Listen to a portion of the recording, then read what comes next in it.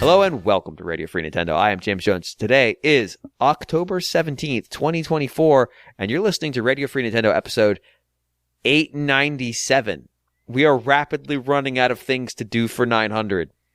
Disturbingly close. Frighteningly close. I'm joined today by Mr. Greg Leahy. Ahoy, hoy, everyone. Greg, what's your plan for episode 900? I'm going to con someone into buying us all alarmos, and we're just all going to, come up with the worst settings to put each so that we're all even more tired than usual when we do the episode, and it's arguably the best episode ever as a result. We're all going to wake up on time. Also joined today by Mr. John Lindemann. My plans for 900, James. Thanks for asking. I'm gonna skip. Right. I'm gonna skip it entirely because I figured in the past I've showed up late, so I figured for 900 I'm just gonna skip it entirely. I'm going straight from 899 to 901. All right. So, So first off, it's gonna go directly to corrections, basically. Mm-hmm. Yep. So I want two things here. Two things. First off, I introduced Greg, and when he said hello, then I asked him what his plans were. I was going to do the same for you. You were going to get your opportunity to tell us your plans for episode 900, but you decided to jump the gun because you just can't follow goddamn directions. That's what you say. I mean, I guess we'll never know. But it's great to be here, James. You motherfucker. Also, you heard it. He's back. Guillaume Veillette is here. Hello. Good evening. We are actually at full capacity for the first time in, I think, 6 weeks, maybe more. Guillaume, what are your plans for episode 900? I was also hoping to skip it and just avoid responsibility that way. I like it. All right, this makes it easier. Now I only have to con someone into buy one alarmo and just give it to James, and he's going to do the Carl thing where he just narrates the episode himself while playing sound effects on it. I guess I'm just going to be reading the front page for the website. Assuming the website's online. That's a new risk that didn't exist when they did it. That's an element of danger that will only enhance the experience. I hate this. I hate this whole plan. Oh. Don't worry, the connections won't be out because I'll be the only fucking person here. New business is real light this week. I mean, it's paper thin. So we decided that we were going to start the episode with email. Now, there's an extra challenge there because email is also quite thin. You sent us a lot of Alarmo emails, which I understand. I get it. I look, you heard the last week's episode. You understand that we were down to talk Alarmo too, but it had a very limited range in which we could deploy those emails, and we have since moved through that window. I need we'd never beat a topic to death, would we? We wouldn't drive into the ground hard. We did that. We did that already. That topic has been absolutely obliterated. What we need from you, dear listener, I consider you part of my family. And as part of my family, I expect you to pay tribute, as is necessary for all members of my family. So, what does that mean? It means cash, but also, in addition to cash, which we always accept cash on RFN, you can pay us and we will say your thing if you pay us. And by that, I mean John Lindemann will say your thing. Whatever your thing is, there's no limits. It's just a question of how much you're willing to spend. But on top of the opportunity to make John your human puppet, we need questions. We need questions in the inbox. I mean, we had to kind of go through and find some older ones this week because it's been a minute. So, email. Where do you send email? John, since you're so eager to talk, where should people send their email? Wow, you come back with such hostility, James. It's just... I was here last week. What do you mean come back? It's remarkable. I was here last week and I was in a great mood. Not in my heart. I don't want to be in your heart. It's RFN at NintendoWorldReport.com. That is RFN at NintendoWorldReport.com. That's an email address that you can use to send us your questions, comments, thoughts, ideas, games. Games! I'm always on the lookout for new games. Music suggestions. You want to suggest a music to put at the end of the show? You could do that. We don't really need those right now the same way we need email content, though. Please, for the love of God, send us your questions, comments, games, and more. Because it's looking right dire out here right now. So send those to us. Again, that is RFN at NintendoWorldReport.com. And you could show up on this show in a way not dissimilar to the individuals whose email we are about to partake in. Starting with Mr. Reg McFly, who writes, Dear RFN, today, well, this was like a month and a half ago. Today, I finally cleared the final challenge in Astrobot. I am aware that this is not a Nintendo game, although it might as well be. I had been banging my head off of a walk for so long that I thought the best outcome would be to stream my efforts for the last 2 playthroughs. And on my Sunday afternoon run, I cleared it with one real-life friend watching. I was shaking. So I took a minute before clearing the final bot, and then realized with the Twitch chat pop-up that my friend was cheering me on, that it had been a shared experience. So, to my question, or questions. Do you believe Nintendo is finally going to relinquish and allow Twitch integration with the Switch successor? I will not say Switch 2. You cannot make me. Or do you think they believe in the magic of having individual experience something? Do you think they really believe in the magic of having an individual experience something? I don't. Okay. Do you believe they really? Do you think they really believe in the magic of having an individual experience something? Yes. What is that thing? Who can say? Bigfoot. Having an individual experience Bigfoot. I believe in the magic. And secondly, what Nintendo moments do you wish you had a friend watching on Twitch for? For me, it was the horrible river run in Mario Sunshine level that let me finally put that game to bed. I mean, you could say the horrible level in Mario Sunshine and be talking about any of them. It did include extra words to narrow it down, presumably for that reason. Yeah. I'm quite sure I know the one he was on about, and it is absolutely wretched. Oh, yeah, it's ghastly. It's the very end of the game. But also, no, I don't think it is that one. I don't. That's the lava boat. Yes, that's what I was thinking. The river run, what that calls to mind to me is there's a level where you have to get like a boat out to an island in the overworld with Yoshi to be able to access. And then it's got like this, like, it's, you know, kind of a void kind of level, and you're on like lily pads on a river, and there's like waterfalls and stuff. I haven't done it in a long, long time. I don't think... Yoshi's hydrophobic. Yes, exactly. So it's like you got to painstakingly get Yoshi, you know, to the level just to access it. And I mean, I think there's one-ups in the level if you get far enough. So maybe, you know, you're not that much at risk of losing your lives and not being able to sort of, you know, and getting kicked out with a game over. But still, if you just get tired of it and you'd have to, you know, switch the console off, well then, you and wanted to come back another time, you'd have to do the rigmarole of getting Yoshi to the entrance. And then there's the level itself, which was just like wonky physics. You're shocked, I know, but it like really wonky physics in this case, and just pretty excruciating challenge. I did do that all the way back when I got the 100% of the game with my Japanese copy, in 02, but I've never completed it since. I've opened the level since and I go, I remember this, and then not. Yeah. Yeah. Sunshine has two types of physics, wonky ones and ones where they simply don't exist. I thought he was talking about the lava boat run, which is also fucking terrible.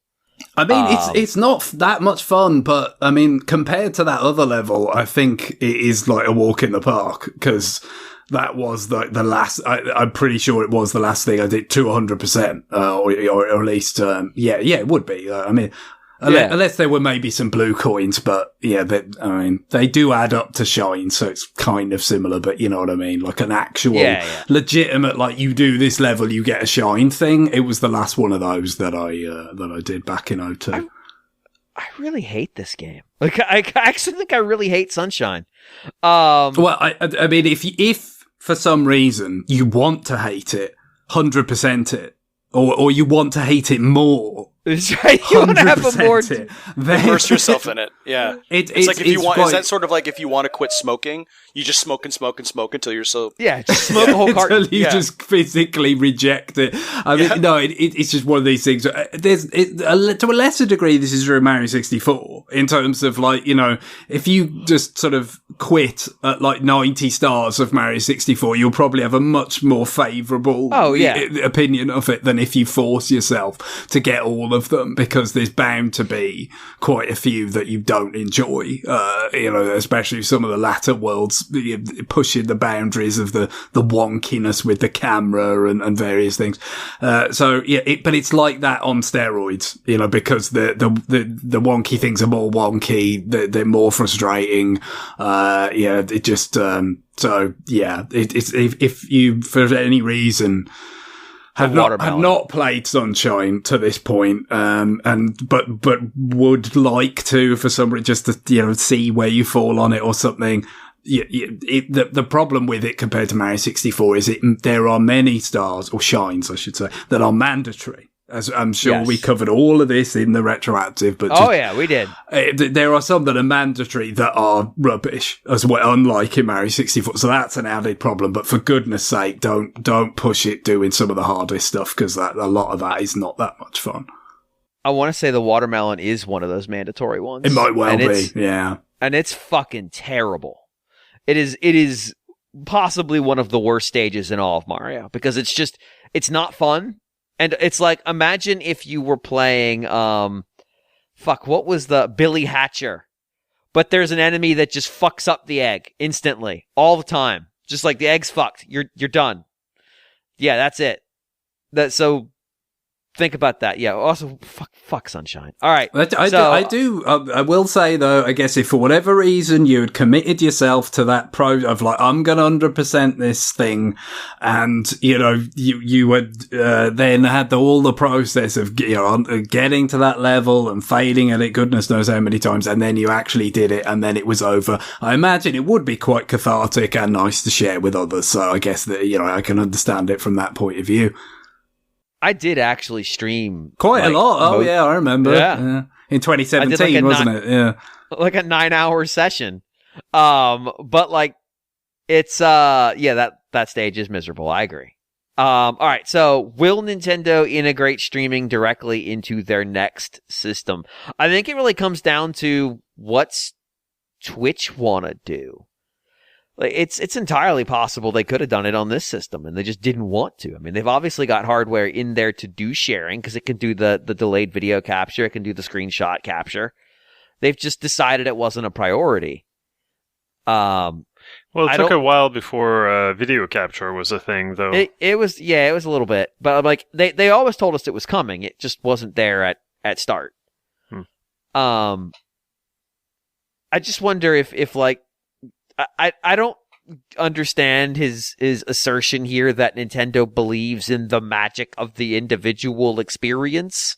I feel like it's just Nintendo doesn't value integrating the Twitch stuff directly, or what Twitch wanted from them in order to make it happen was beyond what Nintendo was willing to do. It's why Netflix isn't on Switch. Well, and the other thing about Nintendo you wonder about is, you know, like the rather strange hoops that they elected to construct for their own players to jump through with the voice chat thing. It just seems so awkward about, you know, perhaps presumably because of their association with, you know, the platform being friendly to younger players and all that. Like, they don't want, you know, anything about, you know, my kids were playing on Switch and they've got, you know, accosted by people online or whatever. You know, they kind of like, they don't want to be seen as something that facilitates interactions that could go bad for kids, in particular. So with the voice chat stuff, it's like, let's obfuscate this as much as possible. And it's like, oh, well, they're doing it through their phone. They could talk to anybody through their phone. You can't possibly blame us. You know, and so you wonder, I'm not sure if there's a way that they could still have Twitch integration that just puts that layer of like, distance between them and some sort of direct responsibility, or whether they just feel like, well, everyone else is doing it, so why should we, catch that much more heat, other than, again, being perceived and wanting to be perceived as more friendly for families and younger players. There might be more reticence there than would immediately be obvious, if they just feel like it's something that's maybe more trouble than it's worth with that regard. I mean, over the years they've been, because I can think of really silly things in the past that were, kind of illegitimate about, like, this and this happened, like, with Animal Crossing or something, like trying to suggest that, the kids were at risk because they were playing Animal Crossing. It's like, Jesus, like, what could you even do in, like, DS Animal Crossing? You could spell out messages in the flowers you put down. Yeah, so they would have some reason to believe that things could get misconstrued or blown out of proportion, or, and then it's like, Nintendo doesn't care about the safety of your children, but headlines, Yeah, I don't totally buy that, just because they do have the kind of the parental controls on there. Was there something about that app? Like, is something just recently that app is like back fully operational again for the first time in a while, or something weird? Fuck it, yeah. I didn't hear that, but that wouldn't surprise me that it wasn't working for extended periods of time. What, you mean there's not some huge team on it that is just watching it like a hawk to make sure nothing goes wrong with it? Kensuke is on it, John. Kensuke is on it, and he had a family emergency, and he had to go on leave for a few months. I think the issue is that Nintendo is gonna, if anything happens, Nintendo is going to hear about it more than any of their competitors. And we know this because that happened with that case in Japan where I can't remember what the product that was used for communication was, but ultimately it ended in unsavory images being shared. Oh, it was Swap Note. Fucking Swap Note. Right. So if that shit happens on a Sony platform or a Microsoft platform, they're not going to hear about it the same way in the media as Nintendo will, for fair or foul, because of the image Nintendo has. It's a more savory story if Nintendo has deviants talking to your children.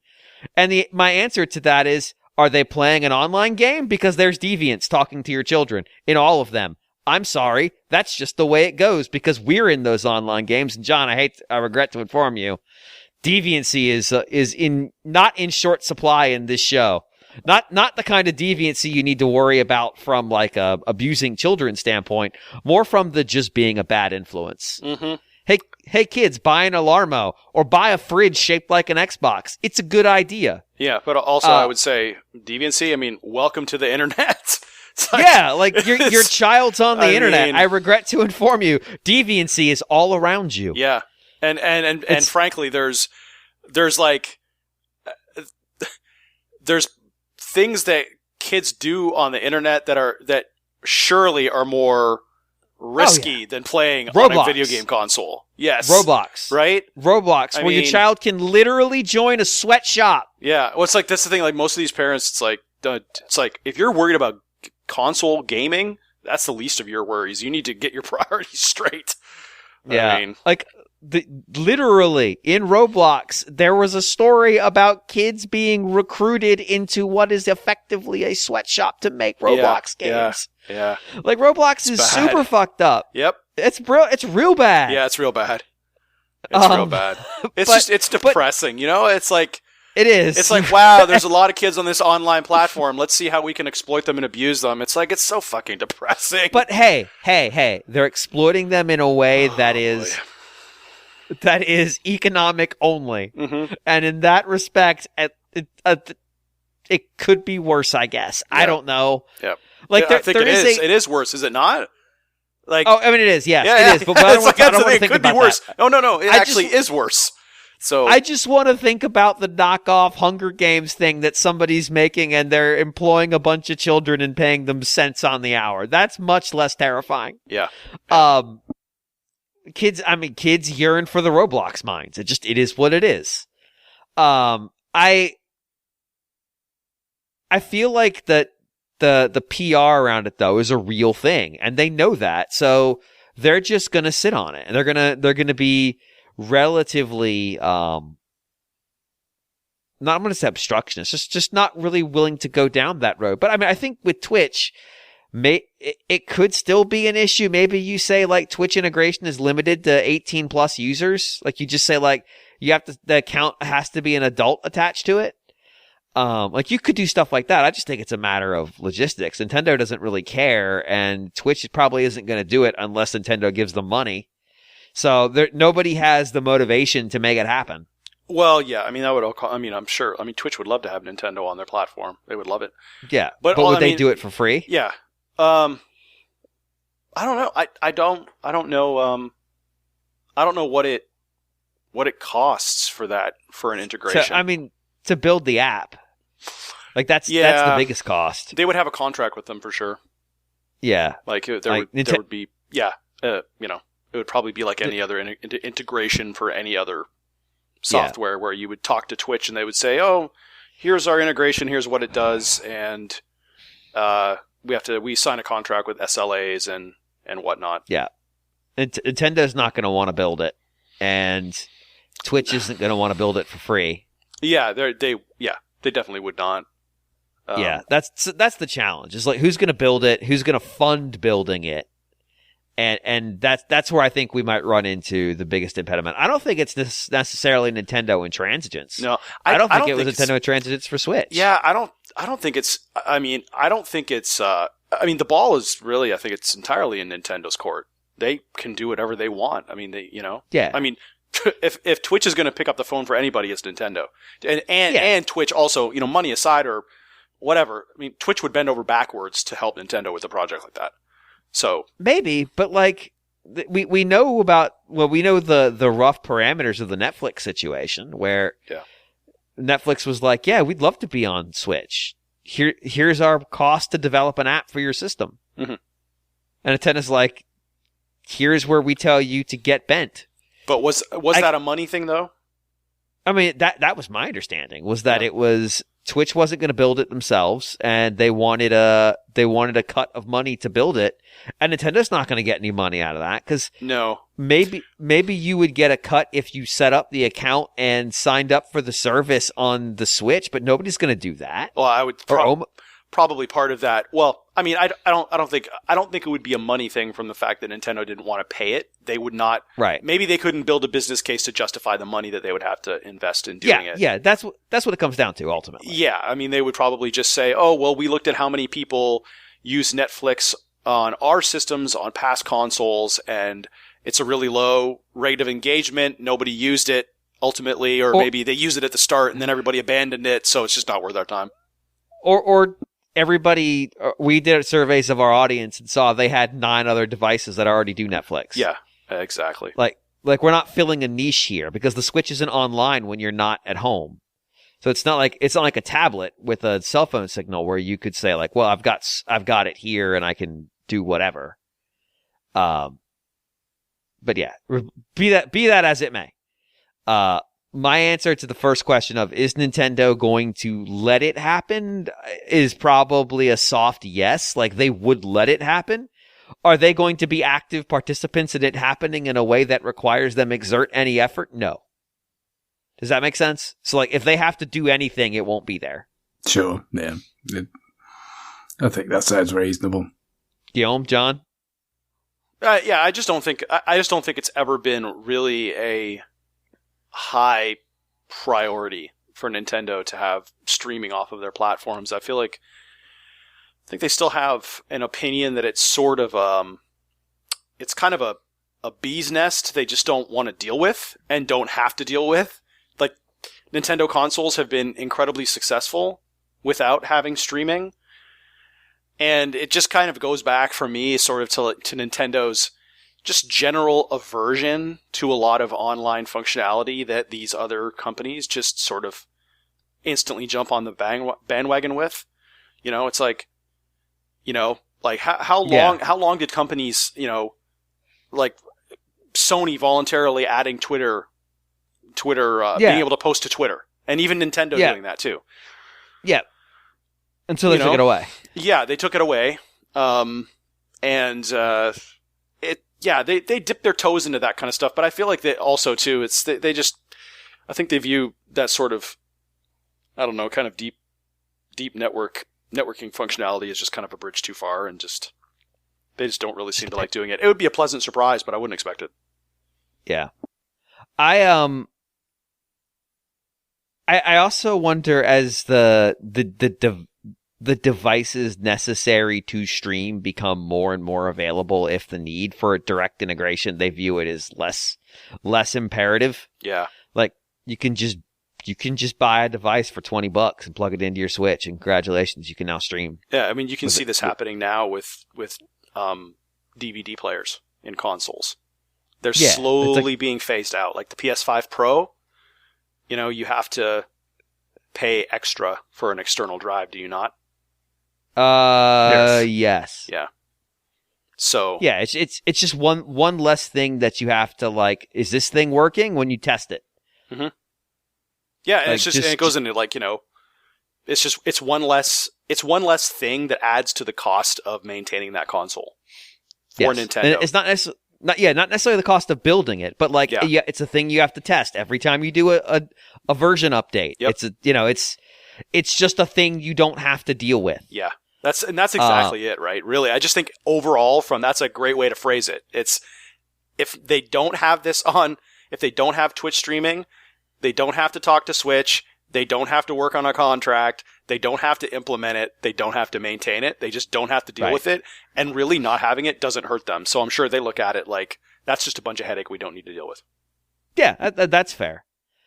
Now, in terms of like what content would I want to stream? Well, I talked about the Sunshine thing. That kept me sane, because that was a fucking hellscape of a play session. It's a rare thing. It's a sort of, it says it was a quasi-obligatory play, yes.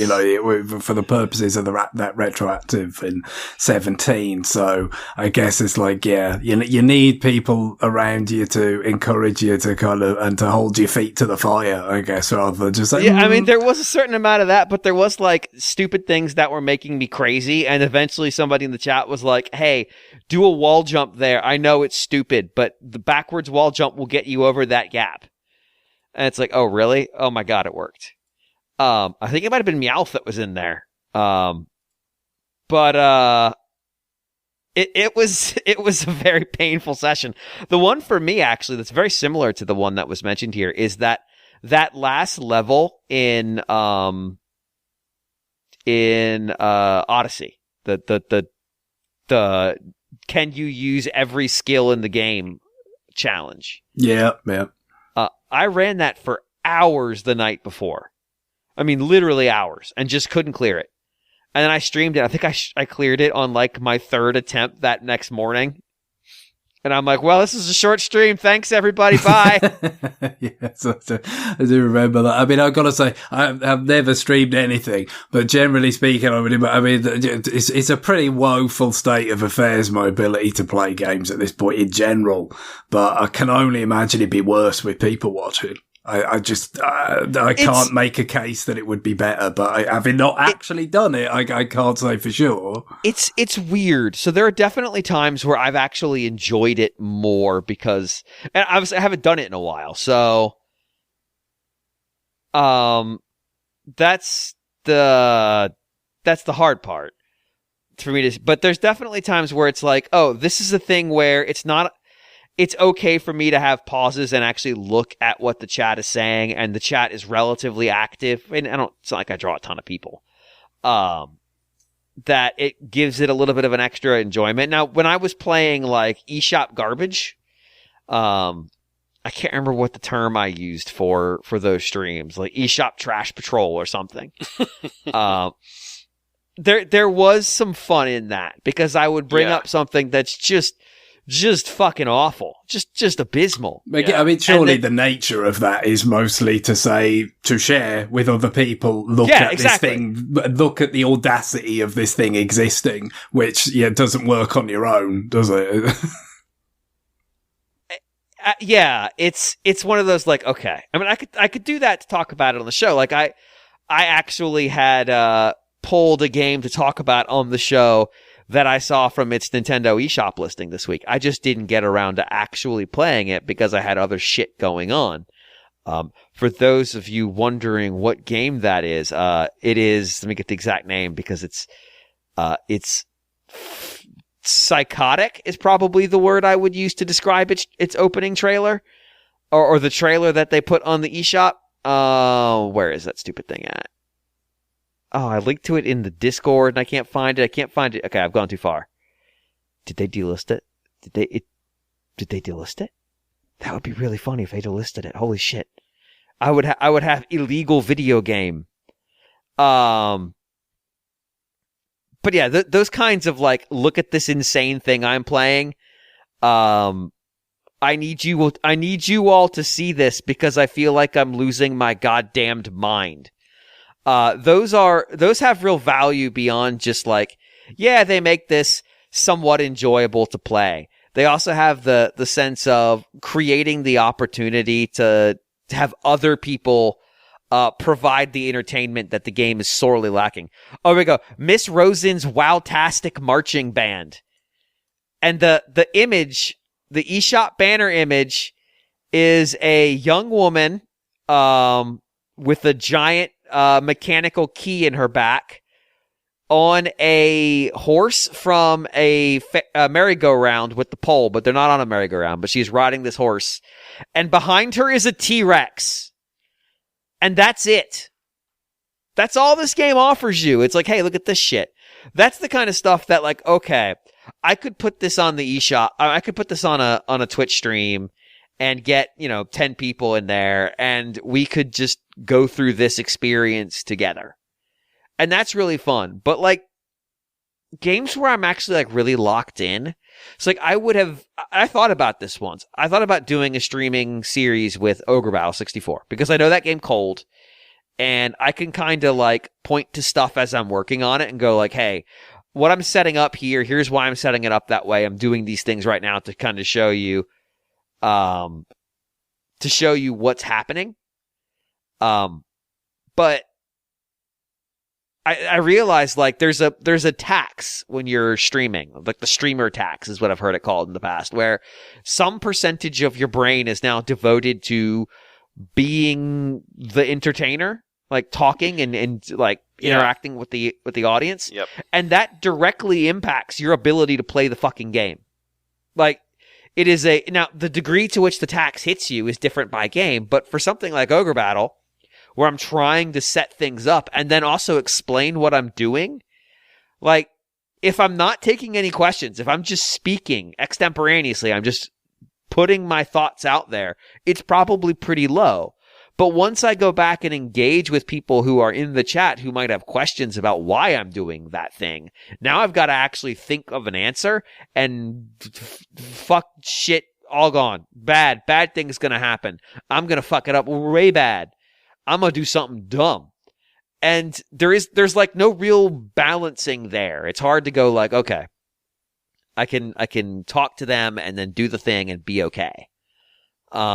So yeah, like, I would stream something that's relatively low intensity, but something that's got a lot going on.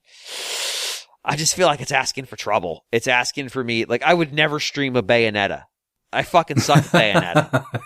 But like, I need every bit of brain power I have for a Bayonetta. But I'd stream Smash Brothers, and I've streamed Smash Brothers. Yeah, that's the thing. Smash for me anyway. I mean, I'm nowhere near anywhere having any kind of like legitimate prowess in that, but much more so is just screwing around. It offers a lot of potential for that, combinations of items, stages, modes. You can just screw about with it. It's got a toy box kind of element to it, hasn't it? So yeah, that could work. Yeah, but for me, I just as you've just laid it out, that would be my thought. The notion of like, if I was going to be able to play the game, with any kind of level of proficiency that I'd normally be able to, summon, it would be in utter silence, because I wouldn't have the ability to talk and involve people at the same time, and that wouldn't be any good. And the idea of doing, that Reg McFly's talking about there, like some sort of really challenging thing or whatever. On the one hand, it's, I could see it. I could see the emotional kind of release of it and the encouragement of it, but I just don't think I could manage to actually maintain the level of concentration required, to get over the line with something like that. I mean, there's a few things I can think of as examples that'd be interesting in terms of things I've struggled to complete and I've had to kind of, really get, persevere with it, to get there. Like some of those, like, final lengthy, like, ultra remixes at the end of a Rhythm Tengoku game. Yes. Doing it on perfect, like, that would be, it's, I think it would probably just be miserable. There's like some scenario where that's a wonderful experience. It's the fucking end of Team Wolf or whatever, and everyone's cheering. But I think that is like a fraction of 1%, a much greater likelihood. Mostly there was stuff that would just embarrass me, right? Like me flipping out or losing my mind. Oh yes, definitely. And I could just see like the supercut montage right now of Lindemann flips out repeatedly, and it would just be me just throwing stuff. Give it to me. Fucking punching my chair and oh man. I've only got more irritable and less patient with age. So I mean it's just get worse all the time. There was a Taiko no Tatsujin song that I wanted to perfect, that I remembered that I streamed for hours because I would miss it by like one fucking note over, and it was a high difficulty song, and I was playing it in the hard mode, and it was just like I would miss it by one note. And I do think I finally got it on a stream, but I remember it was a goddamned nightmare. Like, it was so long. And I was like, why am I subjecting myself to this on stream? And the answer was having it on stream. And I got drunk. One of the streams I did it. It was like a Friday night. And then I started again on Saturday. I think I got it on Saturday. Surprisingly, didn't get it when I was drunk. Who could have figured? Was I needed the audience there because otherwise I would have gotten to where John was talking about. Just like, I'm so mad. I hate this. I hate this so much. But I'm going to break this. It's like you hate it, but it bothers you because there's no way you're going to let it beat you. So you're in this sort of like, you want to walk away, but you can't walk away because then it's defeated you. Yeah. So like, I just kept fucking going. This was Drummond Fun specifically. And I remember distinctly like, I'm going to get this. Because I picked it up as a challenge. Like, I'm going to stream this because I felt really close. Like, it was like, I'm really close. And I like this song a lot. That was the other mistake I made. I like this song a lot. I want to hear it 44 times while I try to get it perfect. I want to completely ruin this song for myself. So. Yeah, pretty much. That's pretty much what happened. I can't remember which song it was now, though. I just remember, like, at some point, I'm like, I'm going to die. I'm gonna die here. Oh, it was Jumenso, which is not fun. I'm gonna call Jumenso not fun anymore. That's a great song. It's for a Vocaloid song. I hate it now. I hate that song forever now. What's funny is I picked up Drummond Fun like 4 years later and perfected that song on the very first thing I did. I picked it up and played it and perfected it. I was like, fuck you, fuck you so much. I was so mad. Also, the streaming box might have introduced a very small amount of delay to just make everything worse. But like, there was some fun in that, like having the audience there, because they were there most of the time, making fun of me mostly. Like, it actually did keep me from getting too upset. Like, it took the piss out of the situation. Like, yeah, I've been drinking and I'm mad at a Vocaloid. I'm mad at a fucking Vocaloid. Great. Awesome. That's very healthy. That's a good way to spend your Friday, mad at a Vocaloid. Can you get mad at a thing that doesn't exist? Sure, I guess. If that's something you want to do. It's a computer program inside a video game. Have fun, I guess. But like, having the audience there to make fun of me as I would start to get annoyed at Gumi, which is the name of the Vocaloid in question, did actually make things better. Because they're like, oh, he's losing it. Oh, they're right. I'm being an idiot. I'm going to go get another beer. This will definitely help. But that's what I want. You didn't have J.K. Simmons to coach you and help you.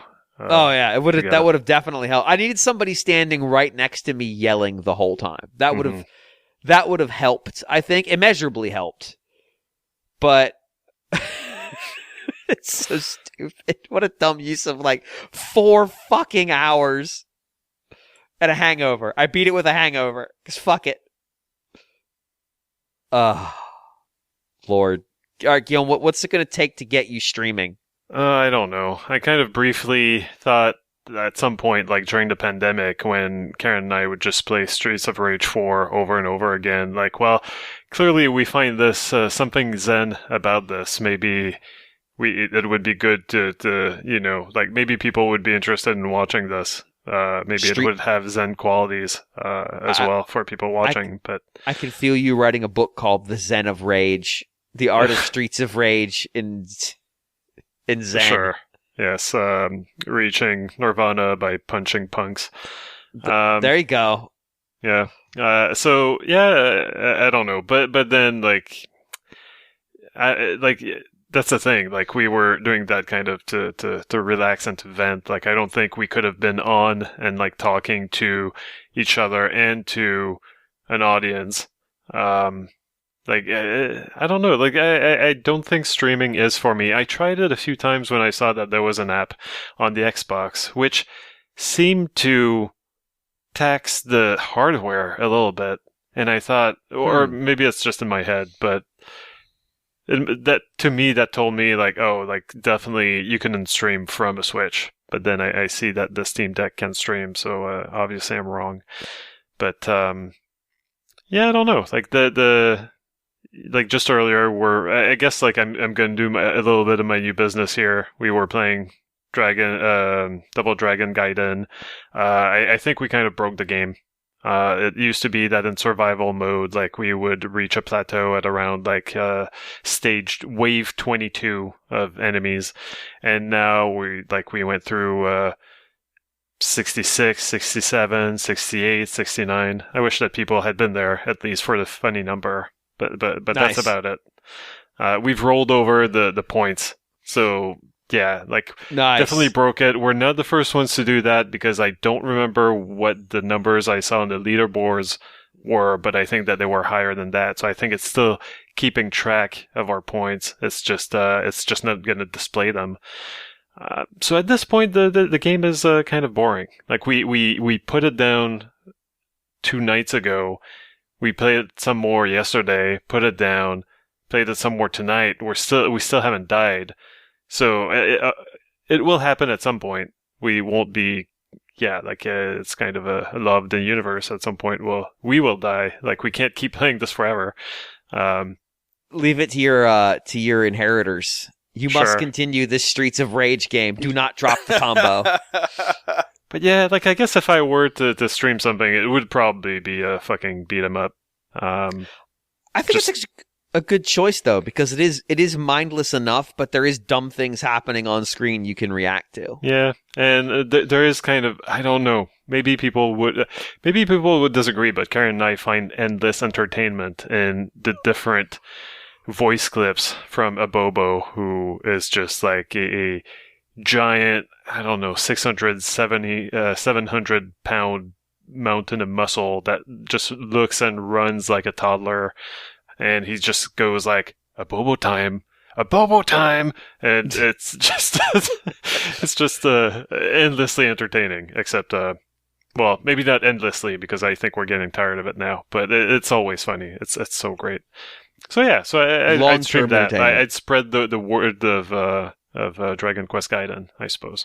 I actually think the most actiony game this gets kind of in the same thing you're in. The most actiony game I streamed is probably Ace Combat, because I got so good at it that it wasn't taking up a lot of mental faculties, and I had gotten so powered up that I was just racking up combo score at that point. And so I could sort of just talk through it as I was doing shit. I did the VR one on the Last Days Combat game, and I played through that thing at one point and didn't even realize that, like, I had the stream going, but I couldn't see it because I had a fucking VR headset on.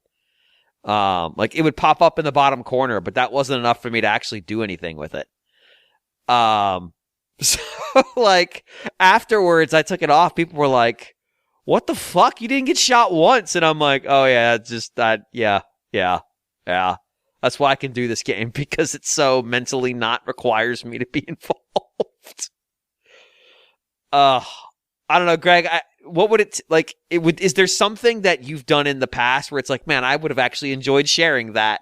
You could think of a few examples, I guess. Like, it may be more like, the bits where it went well, rather than all of the where it went badly to get to that point, of like beating super calls and ghosts as a child, God. Beating Sin and Punishment with the single credit clear, as I've mentioned before. That to put a lot of energy into that. So I guess, like, instead of just like being me going, yeah, I did it.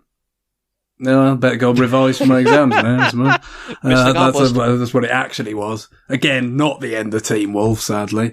But with other stuff, I think I mentioned this before. The only thing I could think of as like an actual adult that really kind of elicited almost the sort of punch in the air was actually beating the last boss of Sin and Punishment 2 on hard. That is, well, at least it was for me, incredibly difficult. I actually was shocked at how hard it was relative to even the rest of the game, relative to the first game. I was just like, Christ, this thing is kicking my fucking ass again and again and again, and I'm not getting any better at it. And it's just like, but John already mentioned that you get boxed in, right? You box yourself in, but it's like, well, I'm not gonna quit though, am I? I'm gonna do this. And then when I did do it, I did enjoy that. So yeah, if any people actually wanted to see the rare spectacle of me sincerely enjoying something, they could have seen it, I suppose, if it was streaming 15 years ago, whatever that was.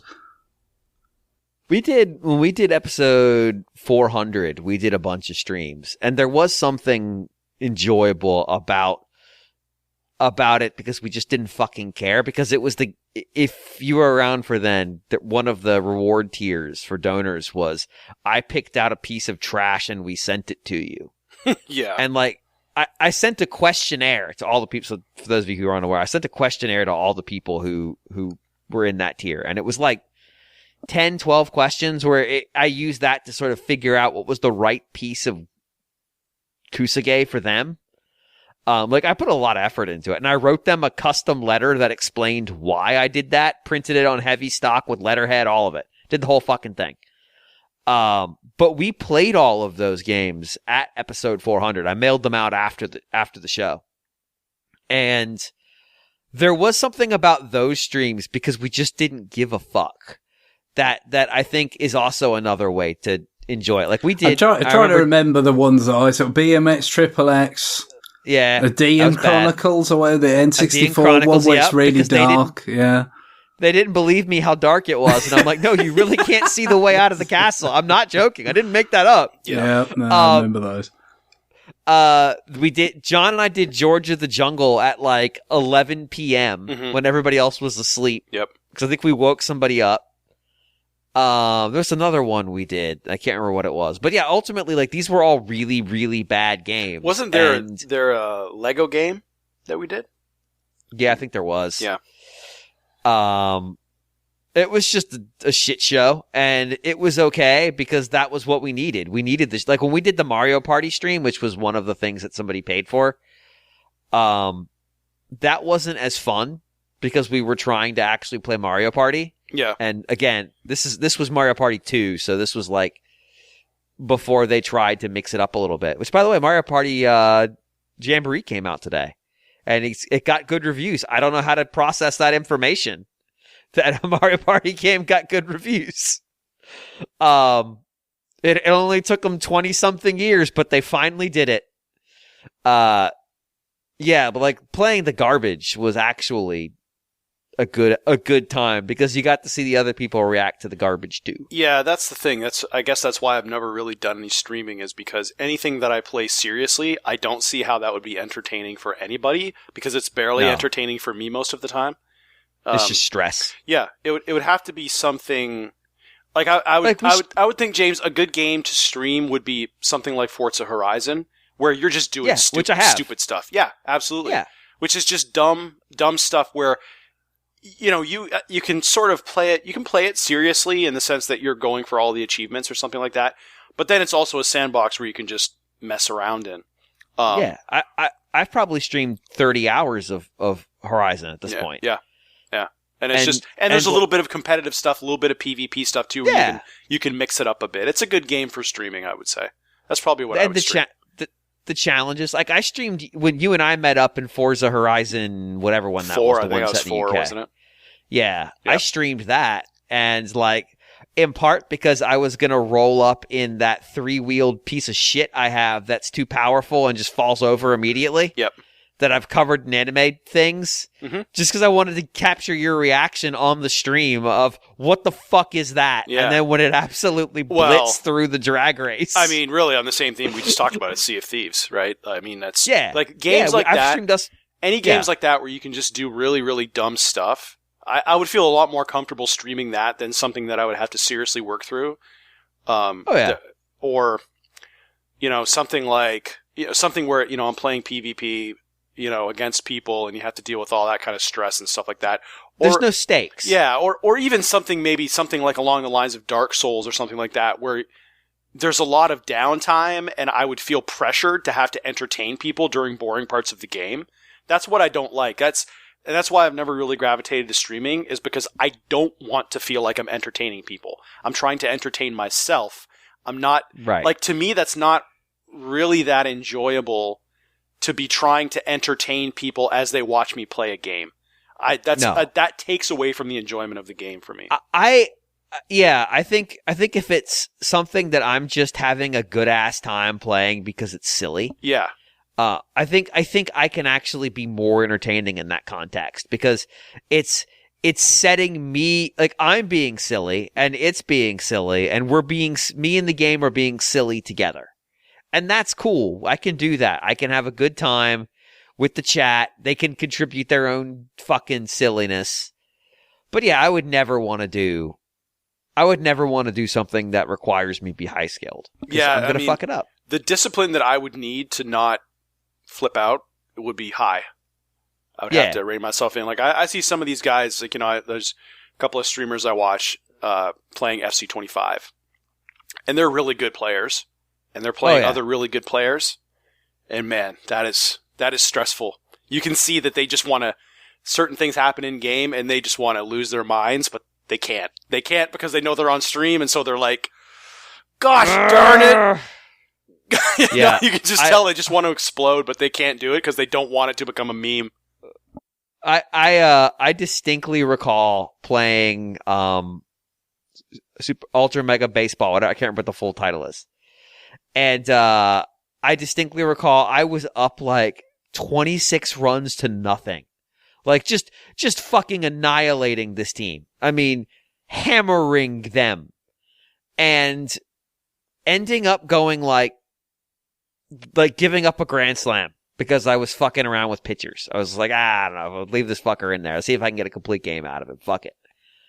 And I remember going, God damn it! And then like I remember I'm on chat and stream, and I'm now only up 26-4 in a baseball game, and I'm like, I seem like a complete fucking tool getting mad at this game right now. Yeah. Cause I'm doing things to these people that are simply not fair. Yeah.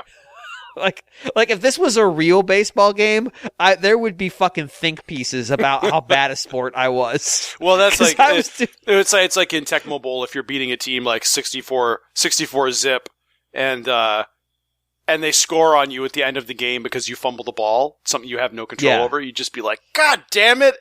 What a joke! Oh, yeah. Like even though you're up 64-7, you'd be so pissed just because you wanted the shutout, just because you want to get a shutout.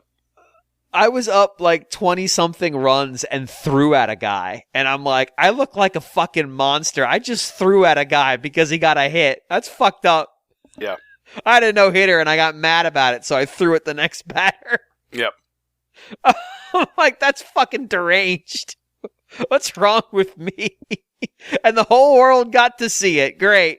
Good job, me. Fucking dipshit. Yeah. Now, I think what could be fun, and I've had friends do this in the past where they'll stream them playing through a whole game. That would be kind of cool. If you had the audience to do it, where they would actually watch you, if you did it like,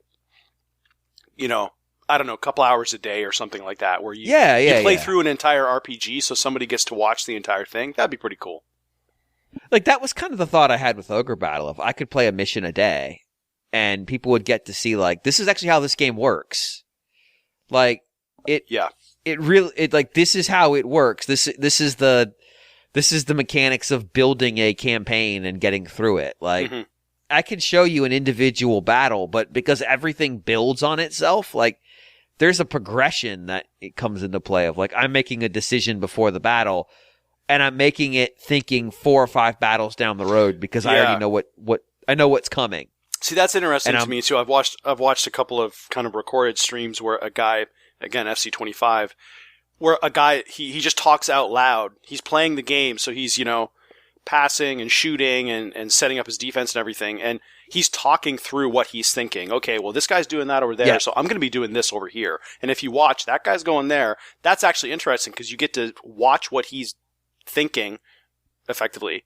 And you can watch his brain, you can get a feel for what his brain does. Yeah, and so you can see, okay, well, when your opponent is doing this is how you should set up, or this is how you should think, really. Not necessarily like taking a blueprint of that game, because that game is unique, but just learning how somebody thinks or watching somebody play the game and like learning, like if I watched you play Ogre Battle, I'd be like, oh, okay, that's why he thinks that way, or that's why he puts this, character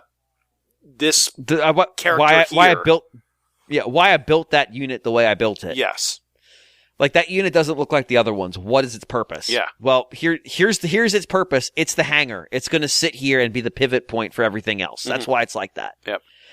And it's like, well, what does that mean? Well, this is what you would do tactically with that unit. Like, it's there to break legions. That's its only job. It's not going to fight. It's not going to run people down. It's going to break a legion, and then it's going to fall the fuck back. Yep. That's all it needs to do. I did talk about that a little bit during the retroactive, where like I made a flying unit. I'd never done that before. I was like, why? Well, because I know the sieges are coming, and the sieges are a big fucking pain in the ass. And I was like, what if I just didn't? What if I just told the sieges to fuck right off and just bypass them? Well, there it is. And so I did this fucking nightmare process of building these things, and I could explain, okay, but this is what it's for. And then when I get there, you get that payoff. And as the audience member, you also get that payoff because you got to see it play out. There is something to that with like full game streams. That's hard to replicate. Mm-hmm. Even writing about or talking about it in the podcast, which I did. Like, you weren't there for that event. You didn't get to see it progress and then finally see it resolve. Yeah. Nintendo World Report streaming crew is very slowly, like I'm going to say at the pace of 2 years to complete it, been streaming. I even own it. What is the name of that party game that breaks people's lives? Dokapon Kingdom. And like, they're all trying to set shit up because that's what that game is predicated on. But, they're only playing it like once a month, so it is a little hard to get the feel for it. Yeah. But fundamentally, what they're doing is you're getting to see what they're planning. But if you're there for the whole process of them prepping it and then finally getting to see the payoff when somebody has their fucking day ruined because the trap sprung and it worked, there's a real reward there. Like, there's a real emotional payoff as an audience member that you can get. But again, Nintendo's not thinking about this shit to bring it back to the topic. Like, I still don't understand the wording of the magic of the individual player, but like, Nintendo doesn't give a fuck about that kind of stuff. No. Like, that's so far out. But nobody doing streaming cares about that. Maybe Twitch talks about that, but like, that's not there. Twitch right now is only raison d'etre is to put ads in front of you. Yeah. Like, it's convoluted in a particular way. But like, yeah, I can see the vision where something like that actually makes a big deal and is actually really useful. But it's tough. Yeah, if I were to predict, I would say probably at some point YouTube is just going to buy Twitch. Well, Amazon owns Twitch. Oh yeah, Amazon owns them, right? Yeah. Yeah, so people thought YouTube was going to buy it. Like there was that's right. chatter, and then Amazon swiped them. That's funny. I never think of them as an Amazon property ever. Because that whole thing is just like Amazon doesn't really brand them at all or anything. It's just interesting. Yeah. Like the Prime branding comes through, but that's pretty much it. I still don't think of Amazon as I still don't think of Amazon having anything to do with video games. You know?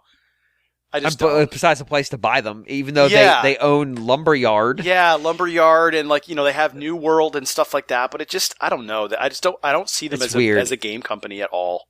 And, well, I mean, and it's actually, the Microsoft problem. Them owning Twitch actually seems weirder now than back when they bought Twitch. Right, because when they bought Twitch, the thought was, oh, they're going to use this to sell games. Yeah. But like, and Luna and all that stuff, and they had this whole, you could tell they had this whole philosophy for this, for a gaming ecosystem, an Amazon-based gaming ecosystem, and it just didn't work. Nobody wanted it. Yeah, like there's going to be a launcher, and you're going to be able to launch game. But like, I don't know, when's the last time you bought a physical game, John? I can tell you, it was whenever I bought, Zelda Breath of the Wild. That was the last physical game I bought. That's a long ass time ago. It is. That is a long ass. So like, you're not buying games off Amazon. No. I mean, you can technically buy digital codes off Amazon, but like, why would you? There's almost never a deal that way. No. So like,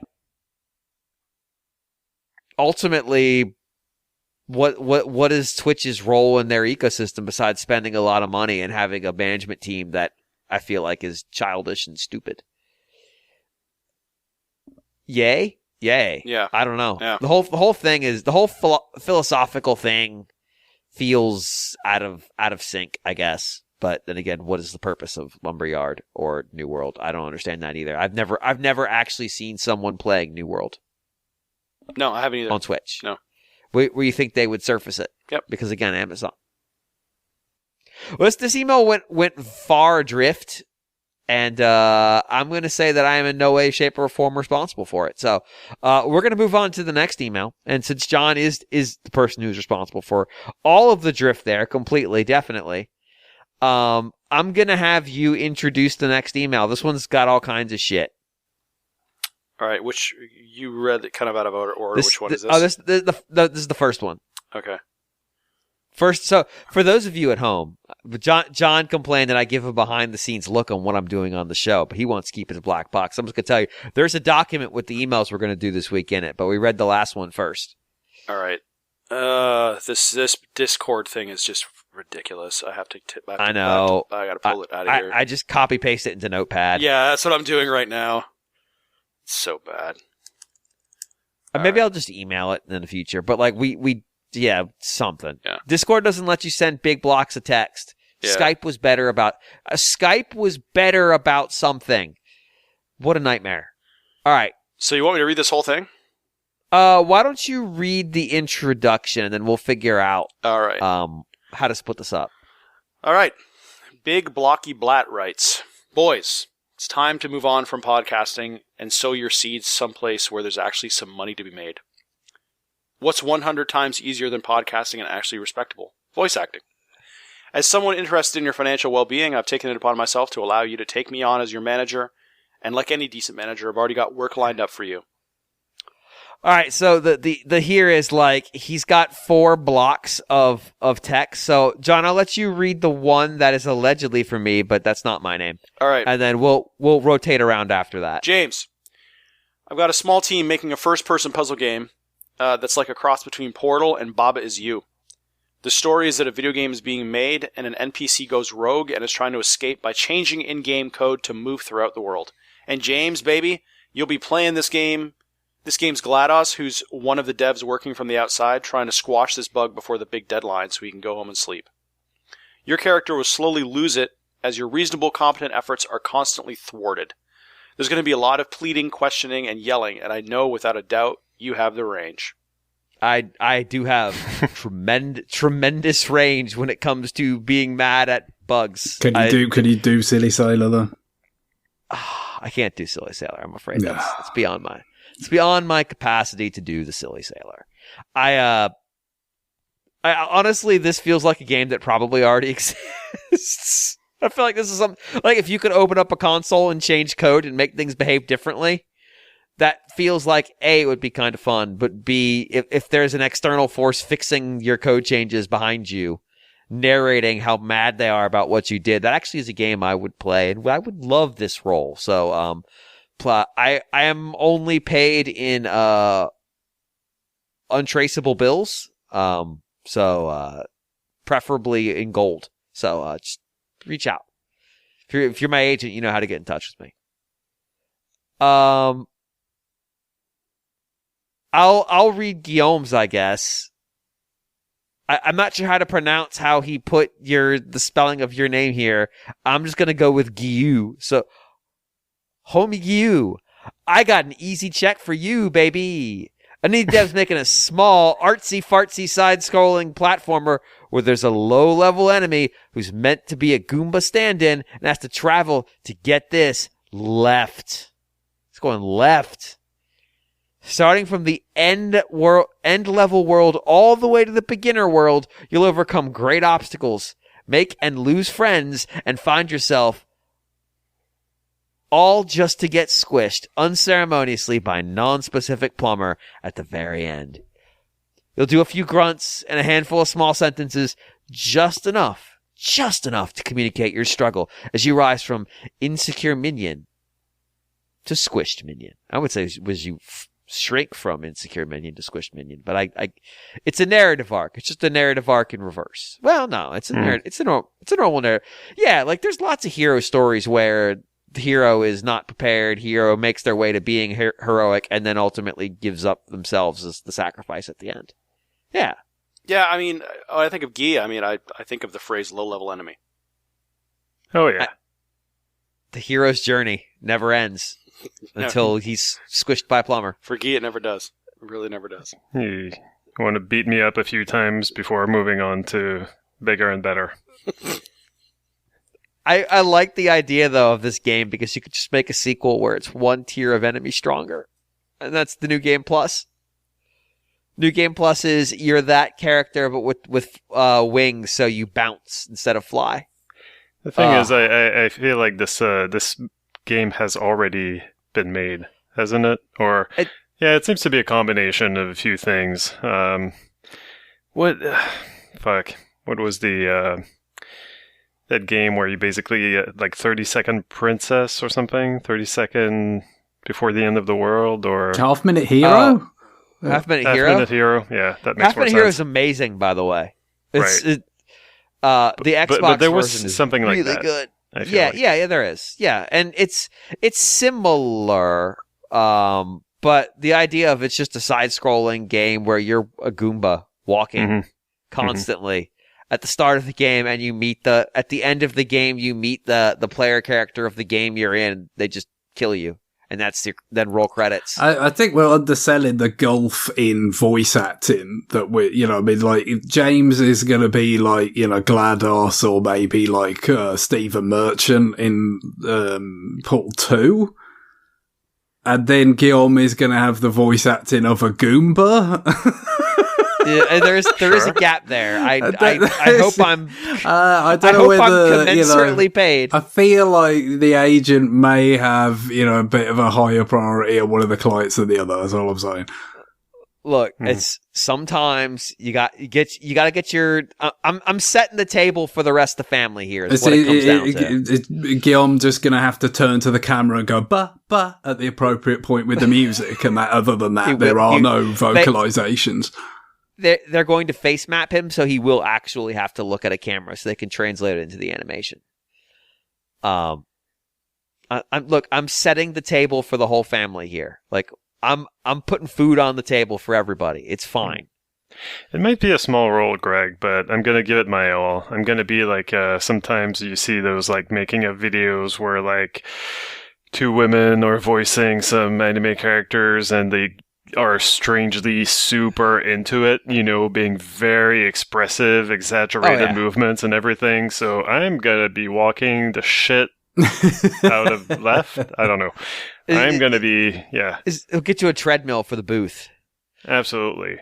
Really get into character. Remember, there's no small roles, Greg, only small actors. Yep. Gilm, why don't you read Greg's, since we'll just keep it sliding scale one to the next. Sure. Ahoy hoy, Gregorino. This one's a bit different.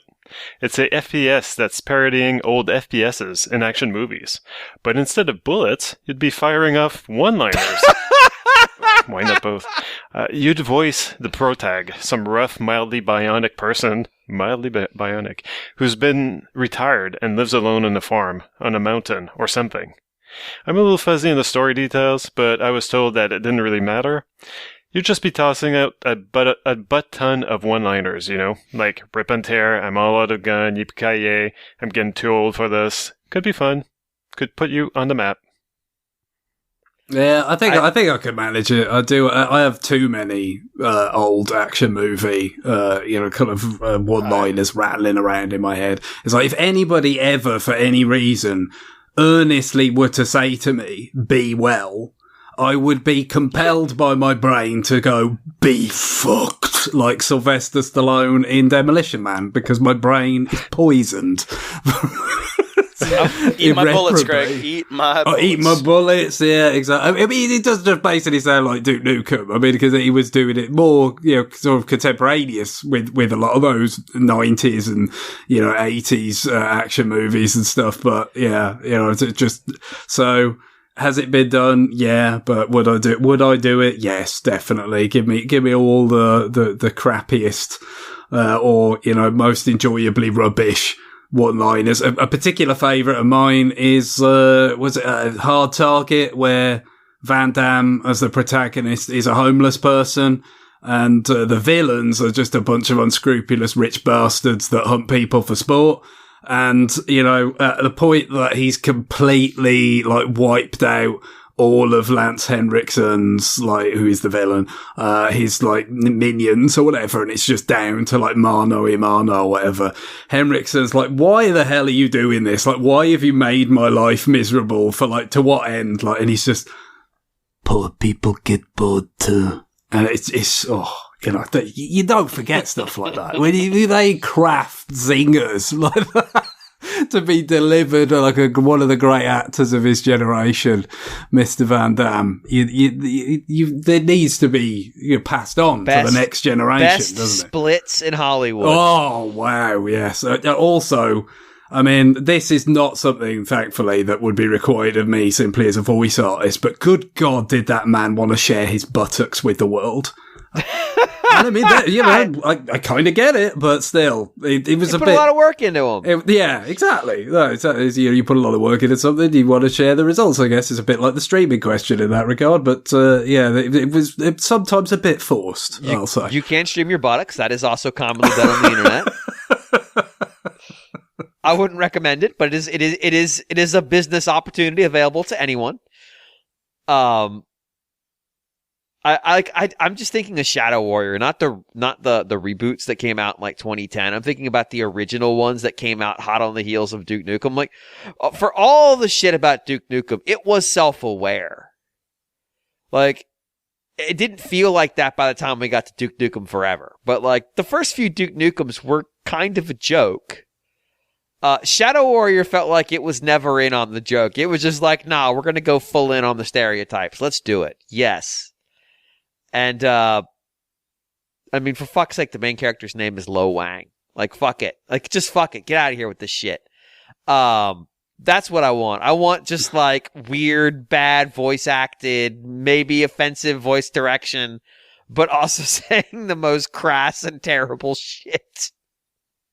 Just awful. I will say that the notion of being retired and living alone on the farm or whatever, that sounds a bit too close to the most recent Rambo movie, which is one of the most joyless things that I've ever seen Stallone in. I mean, just think about how hard you have to be more joyless than the original Rambo. Yeah, which was not meant to be a fun movie. No, it's meant to be like this person's had a terrible experience in Vietnam, and now the people at home are going to treat him like shit too. It's a pretty awful concept. But then somehow, in the sequels, it's full on, like, let's just cue him up for quips. Was it Troutman is asking him, like, we taught you to ignore pain. Is it working? No, really. It's just, while he's, single-handedly defeating the Red Army in Afghanistan. How did they get there? How? But then suddenly with the most recent one, it's just like, it's just miserable. Absolutely miserable. So don't want to get too close to that. What if though, as you drop one, I got it. I understand how to make this game go. It's like you encounter an enemy and there are 4 options on screen and they're all tied to WASD. Or face buttons, depending on what you're playing them on. And you just hit one, and it drops the one-liner, but you've got a really quick window, kind of like typing of the dead. You've got a real quick window to respond to what's on screen. You got to pick the right one-liner for the situation. And, like, there'll be one that's dead on, like, this is the perfect one-liner for this situation. There'll be 2 that are like, I guess, sure. And then there'll be one that's completely wrong. Maybe it's not even a one-liner. It's like a phrase that's very similar to a one-liner, but it's fucked up. And like, the problem with this though is it ends up being a bit like Scribblenauts, isn't it? Where you just find the one-liner that's like, this works for everything. Which... No. So you're not picking them though. Like you get 4 choices. They're pre-scripted. These are the 4 choices you get on the screen. And it's like you're coming through. It's like, oh shit, that's the one I want here. And then you pick the wrong one, and it's like you're firing your gun and you miss. Yeah. And then you get attacked. Why do you keep saying I iced that guy to coin the phrase? Like, it's not pertinent here. There was no ice cream truck that blew up. It's just not relevant. What killed the dinosaurs? The Ice Age. Oh. It's like you lose 5 health because no, actually, a fucking meteor killed them, you stupid asshole. You take a bunch of damage, and now the enemy's attacking on their turn. You have to pick a different word to deflect their attack. I actually think this has promise, especially if all of the lines are voice acted with 100% absolute confidence, even the ones where it's got like a flubbed word in it, and it ends up changing the whole meaning of the sentence. This is a meaty role for you, Greg. Yes, it does say again. It sounds like it's a bit out of whack with the Goomba scenario.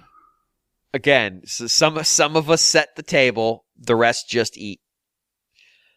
All right, Greg, why don't you read John's? Sure. So, John, I have the role of a lifetime, a role you were born to play, and that role is John Lindemann.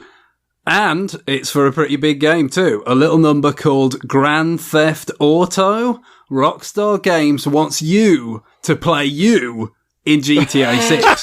The basic storyline for your mission so far is that you've moved to Florida to retire, okay? You're on your way to check your storage unit where you're keeping all your unplayed video games, and you bump into the main character who agrees to help you move your stash. When you get there, it's gone, and you know who took it, so you and the player hop in a car and go get it, and you know how that goes down in a GTA game.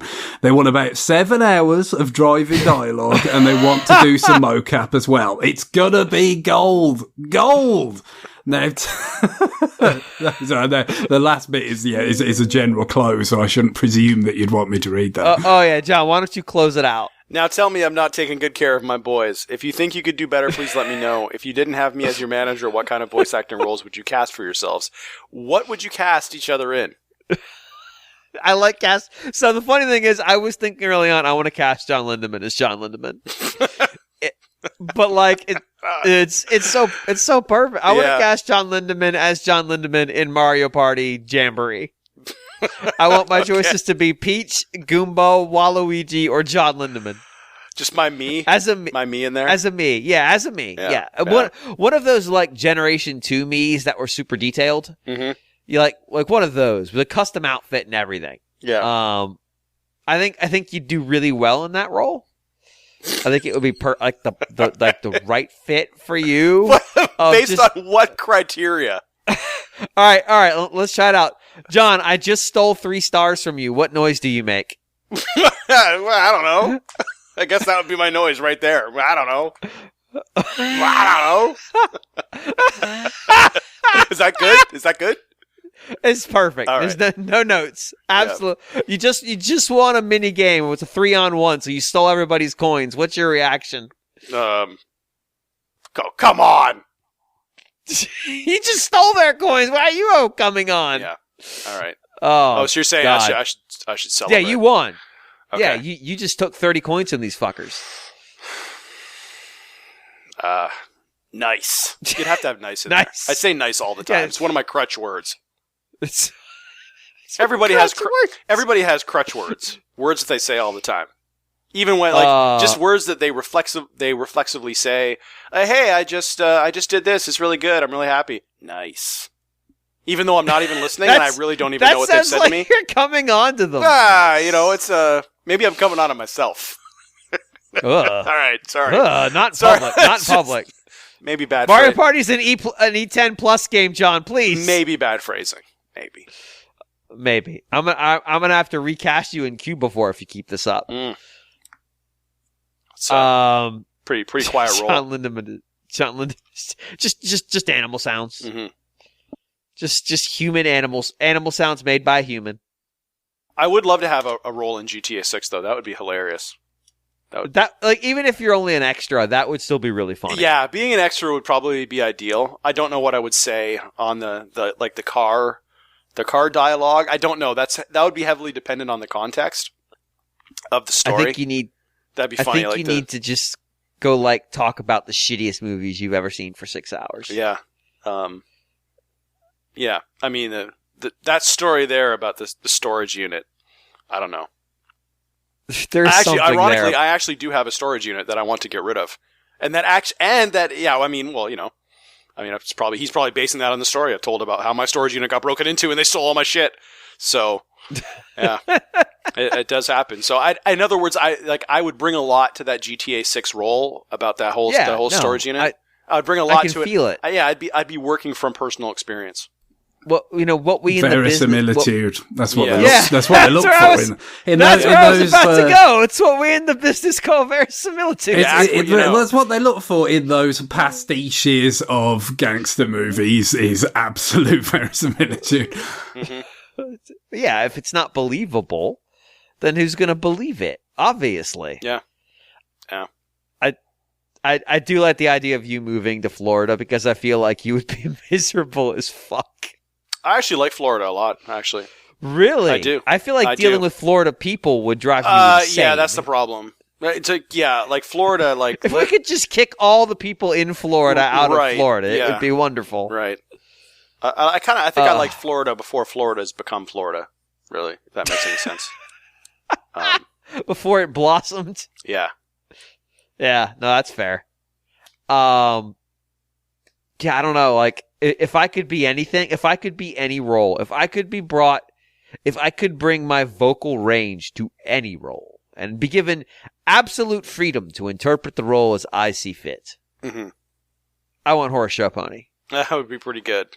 Yeah. Oh, and it's so bad. Imagine if you could say, I am the voice actor for Horace Show Pony. Yeah, I did. One condition. Is where I don't even know what happens in 1-2 Switch or everybody 1-2 Switch because I don't own either of those games. But let's just say that maybe there's another game. And so each time you go into a round or whatever it is that happens in these, a particular game is going to happen, right? We have a prologue to that game. Oh, yeah. That is essentially the prologues to Castlevania Lords of Shadow, which were really overwrought with Patrick Stewart, having to earn his money that they paid him. Just reading this, again, very overwrought kind of script, setting up the torture journey of Gabriel Belmont, that he was going on. very much that, but you with the horse mask on, so you can tell that it's a bit muffled, like your voice coming out, reading this like sort of cod Shakespearean stuff about how people are going to win a game of showing their teeth to a Joy-Con or something. It's gold again. That word. Yeah, the thing is, though, I want to be the James Earl Jones of Show Pony. I don't want to be the David Prowse. I don't want to be in the suit. Like, I want to be voice acting. Yeah, so you want one day AI to do it, is what you mean? Yeah, exactly. When I die, which could be any day, I want to make sure that Show Pony lives forever. And also, I don't want to wear that fucking mask. It looks hot and gross. So, like, have a physical actor to be there with all those godforsaken influencers. I rewatched that trailer recently because I needed to do research, and it was fucking miserable. Every person in that trailer is a despicable human being, and you can actually perceive the fake fun they're having. You can see it in their eyes that they're just trying to act as bombastic as possible so they can be in the final edit. And it's like, I can see the tears behind your eyes. Just give in. This isn't good. We all know it's not good. But if I'm Show Pony, if I'm the Show Pony voice actor, I don't have to be there. I just get the video and I overdub it and I'm good to go. That's what I want. I want that minimum commitment, maximum reception. People are always going to remember. I mean, like I said, it's like Vader. People always remember the voice. They don't know who was in the suit. No one's going to remember who was in the Show Pony. They're going to remember who manifested the Show Pony with his dulcet tones and great range. And that's me. That's me, the Show Ponyest Show Pony in the world. I am Horus. That's just what it comes down to. There's so many, like, voice act this character that's so like, imagine if you could say, yeah, I was Tingle's voice actor. Yeah, right. Like it's fucking ridiculous. The thing is, though, I would love to be in GTA 6 as an NPC just because I could do phrases like, what the fuck? Oh, yeah. I guess you cleared your throat to deliver the what the fuck. Well, I had to just make sure I got the full-throated delivery. You know what I mean? It gave it the air of a professional applying his craft. This is on the down low. This is a little bit of a job interview. Okay, so. Oh, all right. Yeah, no, you're putting together a demo reel. I get it. Yeah. No, this is how we do it. You son of a bitch. Right? Like, I'm trying to think, can you not see me? Can you not see my voice saying that when you run into me on the street? It sounds more natural than the delivery in that 50 Cent game.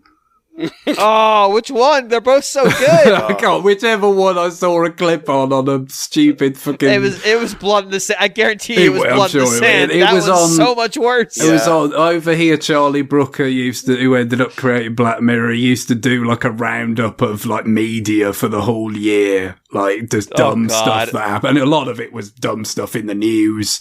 Some dumb stuff from movies and stuff. But because he had a background in, he used to write for games magazines over here before he started writing comedies and stuff. He would always work in something about games, like making fun of Heavy Rain or, and the Fitty was there. And just, not that natural, the delivery. No.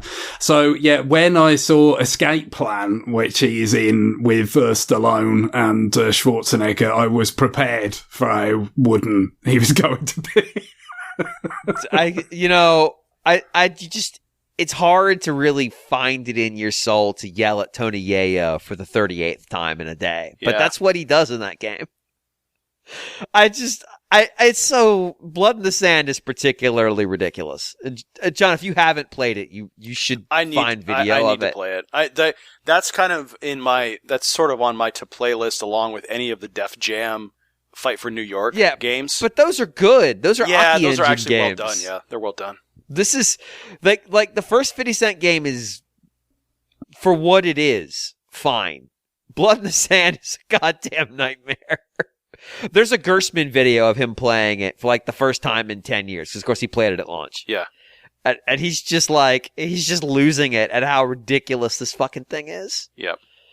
But if you're in GTA 6, let's say you're a voice actor in GTA 6, could you sidle up to the bar next to someone and go, "Hey, I'm going to buy you a drink with my GTA 6 money," and actually get somewhere with that? Yeah, I don't know. Like, is that enough? Is there a character you could voice act where you could drop that play and actually like not get them to leave? Like, I'm not setting a high bar. I'm not calling for like absolute success. They just don't stand up and walk away. What's the bar we're looking at here? Like, if you voice act Pikachu, can you connect that into some act? No, probably not. Yeah, it depends on where you are, I would say. I mean, if you're at PAX East, maybe. Oh, if you're at PAX East, it's like so. Yeah, if you're at like an anime convention, shit's gonna be dangerous for you. Yeah, because there are stories about voice actors and anime cons that are disturbing, deeply disturbing, horrifying. So there's play in that space, but yeah, in video games that's gonna be tougher. I'm Simon Belmont's voice actor. That's not getting you nothing. It's not getting you nothing. You're not going anywhere with that shit. We think it's Smash Brothers, so he just gets to say like Grand Cross or whatever. Yeah, I mean but you could I'm Simon Belmont, Smash Brothers. Let me get your drink on this one. This is some Smash Brothers money. Grand Cross. Like, no, they're walking out. They might call the police. Like, everything's fair at this point, and deservedly, you should go to jail for that. Like, I understand that's not technically illegal. The only Smash Brothers voice that's going to impress anyone is the announcer. That's true. That's, what's his name? Xander. I can't remember what his last name is, but he's in a lot of shit. So, like, that would be good if you could just come in and just, like, drop voice actor lines on people. Yeah, just someone's like, I don't know, I'm not convinced. I don't know whether you've got the stature for the big, but they're just like, Mega Man! And Xander Cage is the only Xander I recognize, all right? That's it. Just like maybe you walk in and you just order your drink in that voice. What do you have? Russian Mule! Oh, okay. All right. Sir, calm down. You've probably already had too many. I'm fine! And then they start, like, I'm Smash Brothers voice actor. I call out who's in the match. Do you want me to do your name in there? I can do your name in there. What's your name? Like, that's not going to get you anywhere, but you might not go to jail. You might get to go home that night. And that's alone, but still, like, it's progress. If you go in there and be like, I'm Kirby's voice actor, you're fucking going to jail. That's it. That's the end of the night for you. And again, you might get tased. Well, presumably, unless you're like in Japan where you're already like sort of celebrated as a national hero or something. That's true. If you're in Japan, I'm Kirby's voice actor. Yeah, we know. It's like, oh yeah, okay, fair. You're right. God, we need this email. This email's giving me thoughts. Like, what if we could actually make money doing all this goddamn time we spend in front of microphones? Again, as I said at the beginning of the episode, I will sell you John Lindemann's pipes. So whatever it is that you want him to say, send me money. For some reason, I've just had the thought of John doing the audiobook version of Reggie's like autobiography that he said was kind of rubbish. It'll take like 9 minutes to read all of it. It's got like 38-point font, double space. Well, some of that sarcastic delivery where it's like quite clear you doubt the legitimacy of what he's asserting there or something. Oh, the Bigfoot pizza. I was just going to say, I was like, yeah, that was the day I thought of the Bigfoot pizza. It's like I would not be able to say that stuff with a straight face. I was in the bath and I got out of the bath and I left a very big footprint that was wet. Mm-hmm. I thought, the way. Yeah, I mean, that whole book is just him pretty much patting himself on the back. So how will we follow you if we do not know the way? The way is the Pizza Hut. Sir, no, you can't say that. You can't make gospel references about the Bigfoot pizza, sir. I actually would like a real fucking trash book where the official audiobook is someone just absolutely without saying anything that's not on the page, absolutely shitting all over it. I feel like that would be very fun. Mm-hmm. Because there's lots of trash out there. There's lots of trash that you could just read and with your delivery absolutely excoriate. Yeah. Oh, we're in the wrong business. We need to get that cash. Get that Skrilla. Yeah. I agree. Oh. I think it's time to. All right. I think it's time to maximize our gifts, James. What are those? I'll let you know when I find them out. All right. Well, that's fair. All right. We got time for one more email because we're at an hour 30. So, like, this is probably the show. So let's just go ahead and wrap it with one more email. How's that sound to y'all? Sounds great. Sure. All right. Guillaume, why don't you read the last email, which is the second email? Sure. Pat from Central writes, no, from Central, quote unquote, 10 guns to a person, end quote, Indiana writes. Pat from Indiana writes, Central Indiana. There we go. Yeah. Pat from Central Indiana, where people are apparently fucking packing. Mm-hmm. Nintendo has a history of following a strong system with a flub. It seems, to me anyway, that if they just release Switch 2.0 with more power and, can we dream, more robust Joy-Con, they'll have a can't-miss system. Speculate as to how they somehow piss this opportunity away. Here's hoping they don't. We had a little conversation about this email before we decided to put it in the rundown because who doesn't want a more robust Joy-Con? It's a fair point. Pretty rubbish. I want a less robust Joy-Con. I want a less robust. Oh, man. I am a contrarian. I want to experience a less robust Joy-Con. Yeah. I want to experience a joyless con, is what I am saying. Yeah, I don't know why we have to use them for hours and hours before finally breaking them Why in and can't having they them break drift. instantly? Mm-hmm. Yeah. What if they come pre-broken and you have to fix them? Well, maybe it's See? like the car safety sort of principle, that they have to be made so that they can easily crumple, that it's safer that way. Maybe if you were streaming and you had a moment where you lost control of it, and it's like, nah, it's safer if the Joy-Con just essentially turns to cardboard in your hand and crumples, and you could just do that, and then I don't know, if you throw it at the TV, it just limply falls to the ground rather than cracking the screen in two. It just shatters in 1,000 pieces. You're like, what the hell? There's your argument for a less robust Joy-Con, I guess. But what if it just came shattered plastics, like the shell's all broken and completely disassembled, and all they give you is some solder and I don't know what's a good JB weld to put the plastic back together. That's it. Figure it out. That's your new Joy-Con. That way they could say the Joy-Con is as sturdy as you rebuilt it.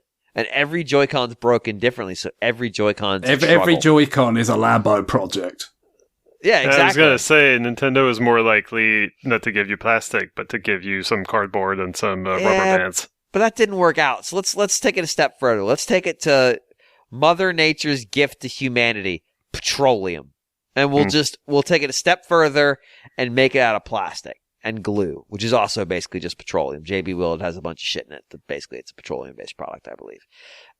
Let's make our Joy-Cons as flammable as possible. I think that's a necessity for 2024 and beyond. Let's make every fuck unboxing videos. Imagine an unboxing video and you unbox it and it's already broken. Yeah, Nintendo hates unboxing videos, and I do too, and now I'm fully on board. Send people broken shards of plastic, Nintendo. Fuck everything else. To the more germane question of this is like, how can they flub this? I don't understand. So I'm gonna take two diversions here, and you can pick which one you want to pursue. The idea of Nintendo alternates between good systems and bad systems, I feel like is not true, because the Nintendo Entertainment System and the Super Nintendo both did really well. And the Game Boy did really well. So that's 3 in a row. And if you want to put the Game Boy Color in there as the next one, that also did really well. N64 didn't do great, but it wasn't a disaster. Yeah, it was actually kind of a steady decline with the console line from NES to Super NES to N64 to GameCube. It was basically just on a sort of decaying kind of curve.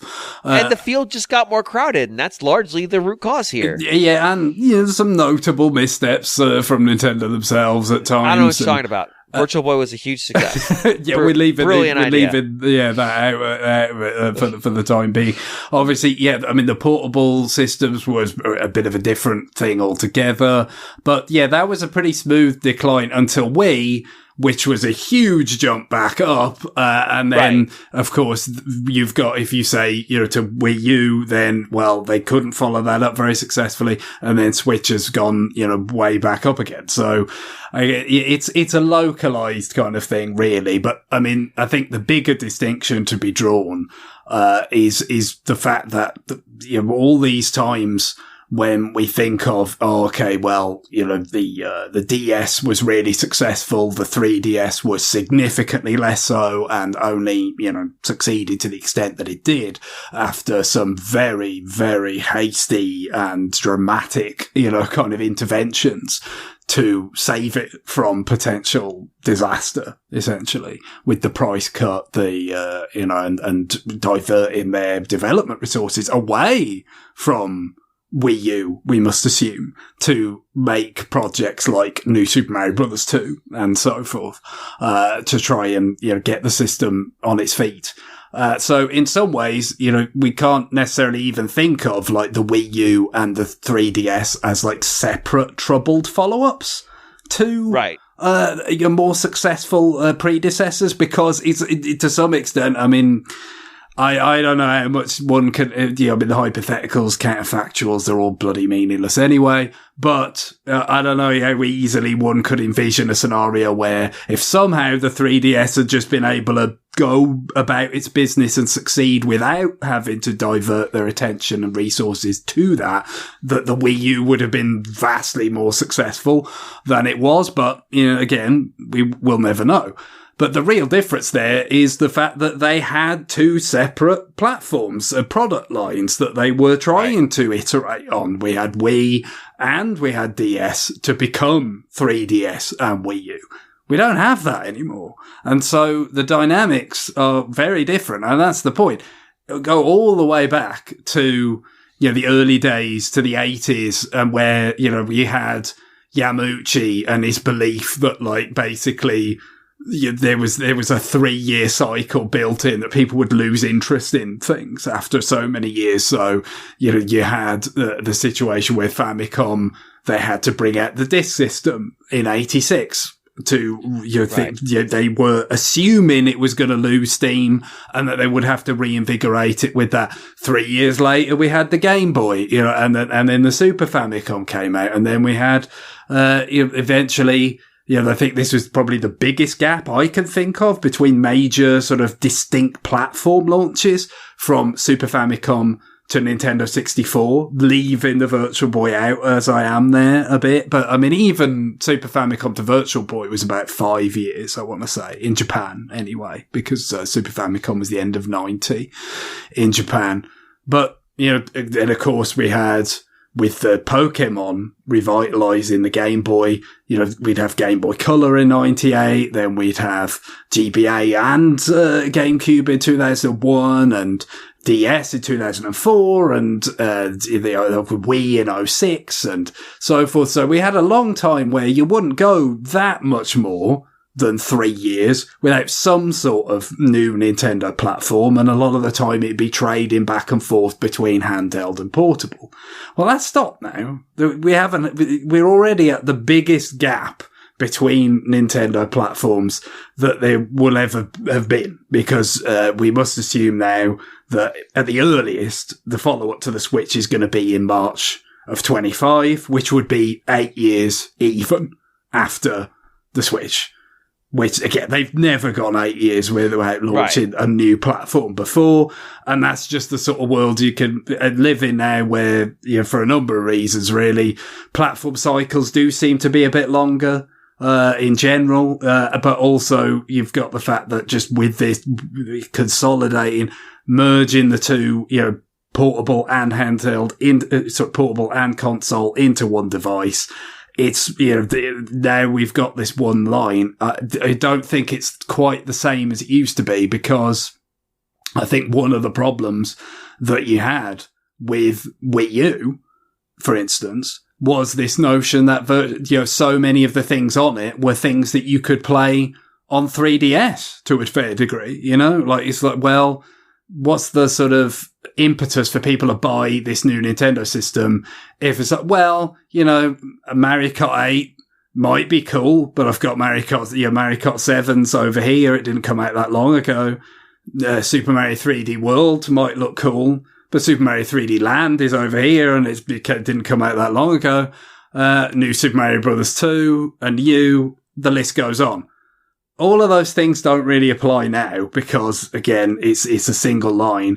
And so you've got to ask yourself, I guess now, the way in which it's going to fail is if you don't have compelling exclusive software. That's it, right? For me, it's that simple, which isn't actually that simple, but it's, that's the top line thing. If you don't have the kinds of software that make people think, yeah, this is an exclusive experience that I really want to play, and it's worth purchasing this device, which might be quite expensive. I think we have to be prepared for that, especially those of us outside of North America.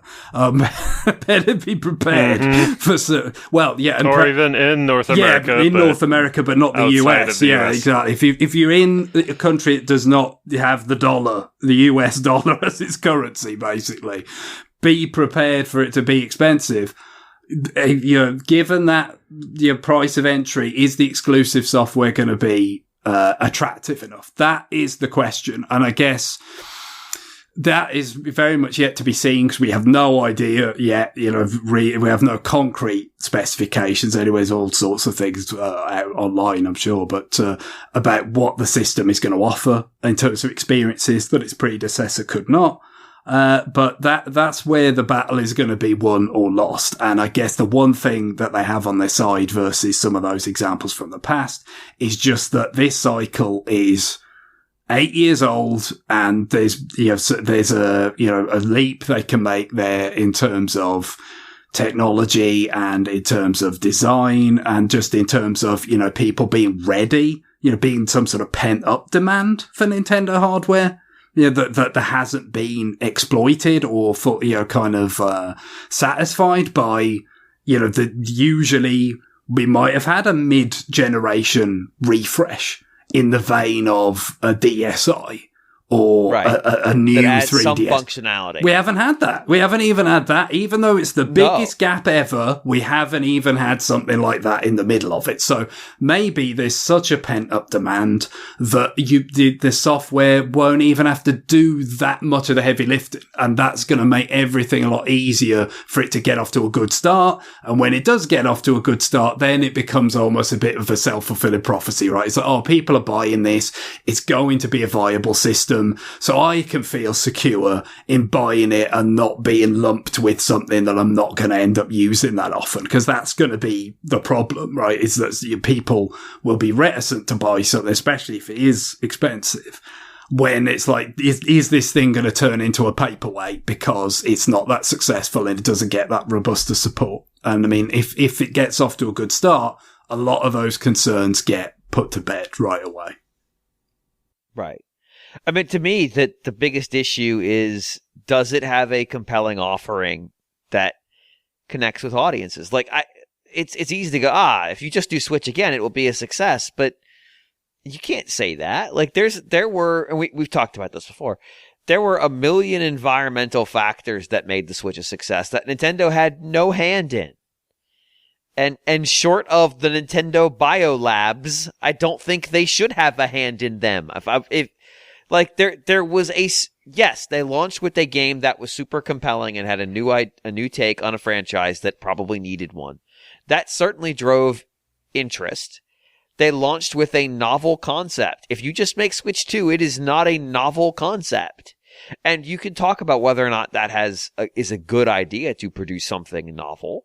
But it's novelty, a device you simply pick up and put back down and are playing on a TV or as a handheld, had real market power. Like, regardless of the success of Breath of the Wild, and it was obviously wildly successful, that structure of a system, that idea, that like semi-revolutionary perspective on things did make a big difference. It drove interest in the system. It drove sales. It made the system more amenable to a broad audience who had bypassed Wii U. Yeah, and also I don't think you can understate the importance of the pandemic in 2020, especially when Animal Crossing came out, and Animal Crossing just exploded because of that whole thing. It was the perfect game at the perfect time and just boosted Switch sales through the roof.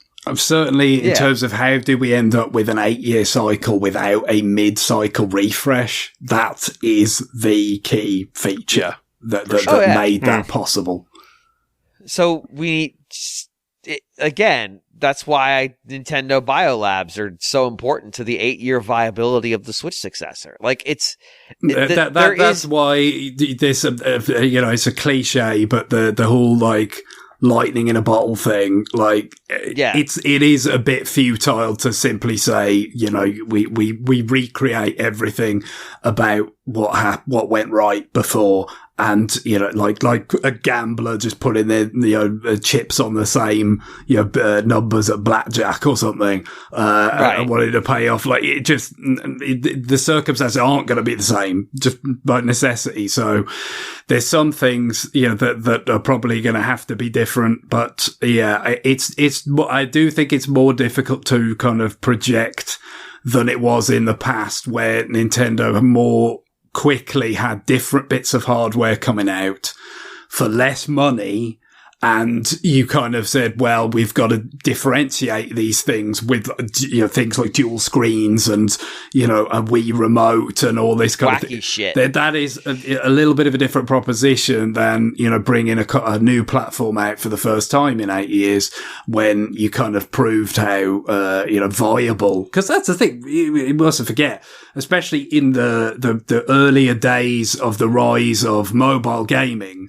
there was a strain of thought that dedicated gaming devices for playing portably were just going to die. Right, yeah. I mean, we talked about it last week. That's why they're making Alarmo. They were going to cease to be viable as something that you could actually make the foundation, or at least a very large part of your business. It would simply, it would become at best niche. And, gaming would, if people are doing a portable gaming of any description, is going to be absolutely owned by phones, and, obviously, if you want to call it a niche that Nintendo's carved out, it's a bloody big one. When it's one of the highest selling pieces of hardware in the history of the industry. Yeah, I mean, part of the issue for mobile gaming is that the kinds of games that people play on consoles, because ultimately Switch is a console that is played portably, just aren't successful in the mobile space. And we saw this with even shit like Mario Run. These games don't have the tactile capability, and the audience doesn't have the appetite to pay the premium for them. And as a consequence, this big fear that had settled in ultimately didn't metastasize the way that we thought it would, because the mobile industry never matured in the direction we thought it would, which is to be more traditional style games. It matured in its own direction. Matured might be the wrong word. Well, I think you saw the limitations of that form factor, and really that's. Oh no, we did. That's what people are drawn to. It's funny because the first time I really played a game on a smartphone, I was like, man, I don't like really playing this with a touchscreen. And I still don't like playing it with playing phone games with a touchscreen. Sucks. But I mean, like, there's things like Backbone that solve that problem. But again, now you're making the device niche again. Right. You're effectively turning it into a different device. The whole reason why it was supposed that it would be so, not just, sort of the preeminent way of playing any kind of game in portably, but just so dominant is that the convenience, the fact that you didn't really have to do anything to opt into it the way that you do with dedicated hardware. But as you said, if you're dealing with like solutions and things for playing it as a more orthodox fashion, well then you are doing that, and it's not really kind of the same thing anymore. But I mean, the point is now, obviously, they have proven that there's, a viable market for dedicated, video game portable machines, that especially when they can also be played on the television, and that's much more effectively balances the needs of selling into the Japanese market as well as the North American one and the European one and beyond, than the Wii U ever did. That was the thing. Wii U had some similar properties, but Switch solves the problem in a much more satisfactory and marketable way. So they've proven that, and that is a big deal in itself, just with the volume of sales.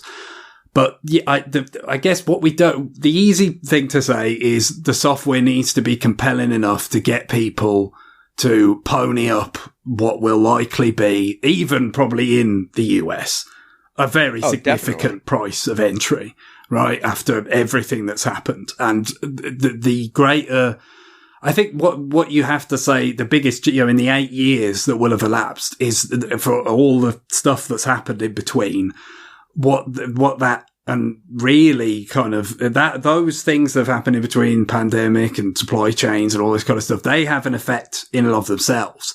But the even maybe more sort of general effect is just the notion of like greater uncertainty overall, that you have to, especially for the Nintendo that never wants to sell things at a loss, never wants to get caught where it would like have to put the price up later.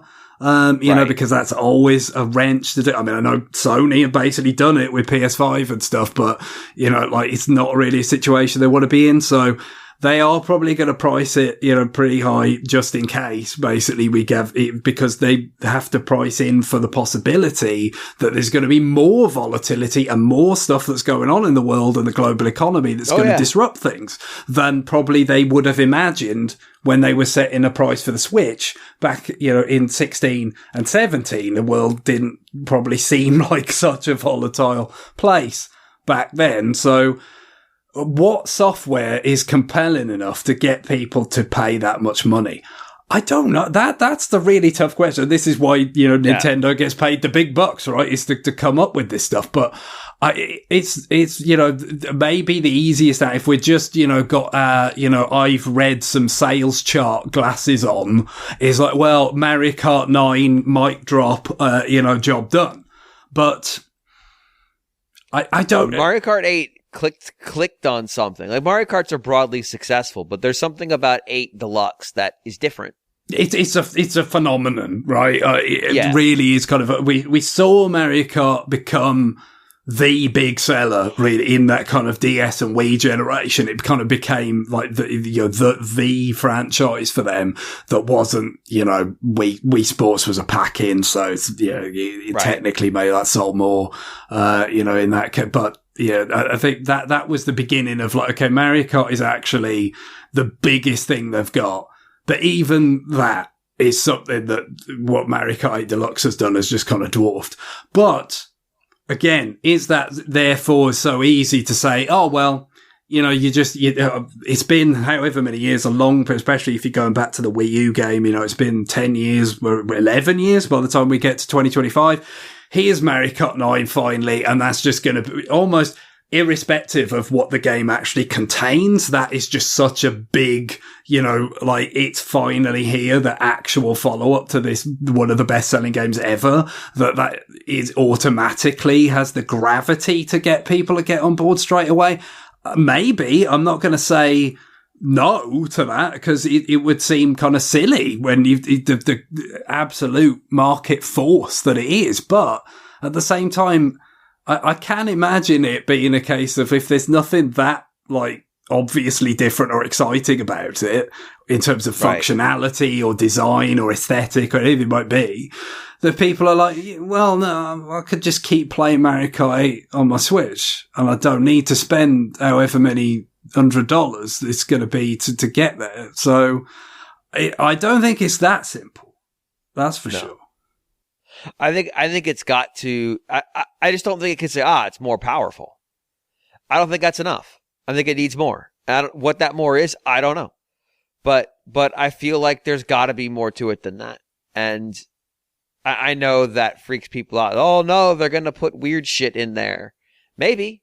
But we talked about it earlier. Fucking show Joy-Con your teeth is a thing that this already does. Well, this is the thing. I mean, I can remember when we used to talk about the Switch before it came out, and I was quite, sort of adamant that it's like, I think some of this shit is a bad idea. I think it's raising the cost when you really don't need to do that. When you're trying to, you're trying to come back from such a low kind of ebb with where the Wii U was. Like, I think you need to be aggressive on price and you need to strip out things that are going to add to the cost of it. And it was fucking fine. It did roll the water off a duck's back. No problem. Like, so, you might have been right and also wrong at the same time. Like, including the fucking IR sensor may have been a dumb mistake, but they didn't pay for it. Yeah, sometimes that happens. But I mean, one thing I will say about the current environment, again, with the sensitivity to costs more, on so many levels in terms of, when you're putting this thing together, the more sort of disparate like components that you've got may mean that you've got more kind of, vulnerabilities to costs going up over time if there is instability in the markets and stuff. In the next so many years. So maybe you would rather keep it as simple as you can now because you're more worried about, are the costs of these things going to go up in the future? And also you've got to worry about the fact that, we've gone through for the first time in quite some time, this prolonged period of relatively high inflation. Cost of living, has gone up for a lot of people. It's still going to take time for wages for a lot of people to go up to compensate for the ground they lost in those years when inflation was high. So it's like, it might be relatively easy to price yourself out of the market for a lot of people even coming out in 2025. And you've got to worry about that. I mean, that's the problem. Again, I know we had the era of particularly smug era of Nintendo with Wii, where it's basically like they were telling us, God, we wish we'd priced it higher. Because it was, they couldn't keep it on shelves. They were selling on eBay with scalpers for way more than the RRP or whatever. But the fact is, you then look at the 3DS experience and it's like, you wish you priced it lower, don't you? So it is a real needle to thread with all the stuff that's gone on with the global economy now and their, unwillingness to price something at a loss, I would have thought. To say, there is a real risk that you price this too high and you have a 3DS on your hands. I do believe that to be true.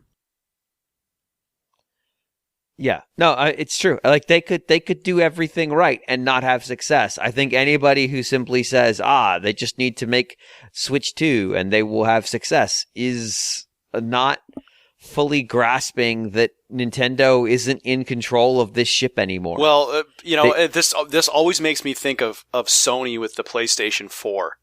How the PlayStation 4 came out and it was just the most vanilla console. It did nothing, because Sony always used to have weird everything, right? PlayStation 3 was just a completely bonkers console. And then we're going to put this chip in refrigerators and gaming consoles. Yeah, you know what we're going to do because the people asked for it? We're going to have this console run Linux. And you're like, what? Why? Cool, sure, whatever. But 32 cores in your house. And then we're going to realize that it's a security risk and we're going to strip it off the console. Okay, great.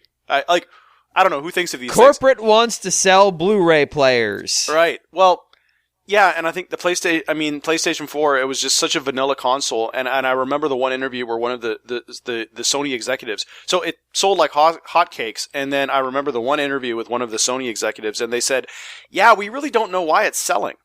We can't really put a finger on exactly why. So it's not like there's like some science with some of this stuff. It's just, right.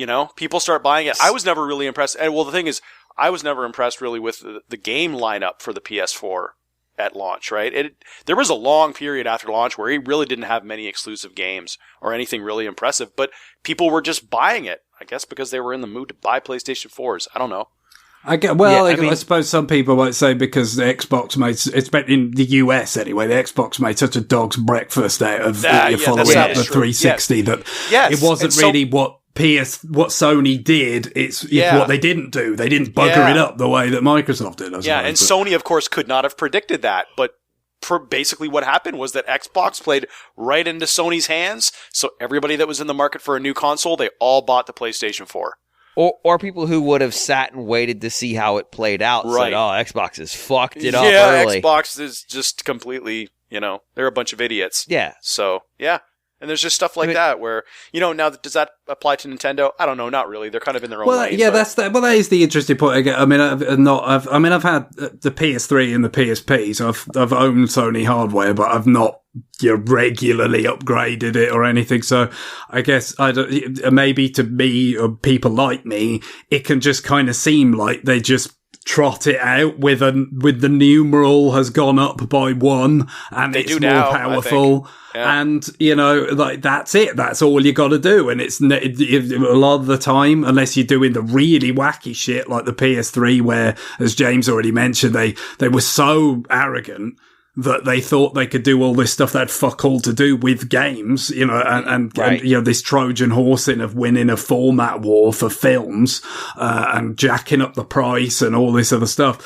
Isn't it great that Blu-rays have cornered the market now? Right. Yeah, it's a war funny. That had to be won, James. You know what I mean? Do you want to live in a HD DVD world? Yeah. Yes, I do. Those red cases everywhere, blood running in the aisles. No, but I guess the point is maybe if you look at Sony and you look at maybe you think, maybe Nintendo have reached the point where they could just run it back and it all just happens. But I am not that confident that I do feel like there's too many factors here that might be, that might make it difficult to repeat what they've done.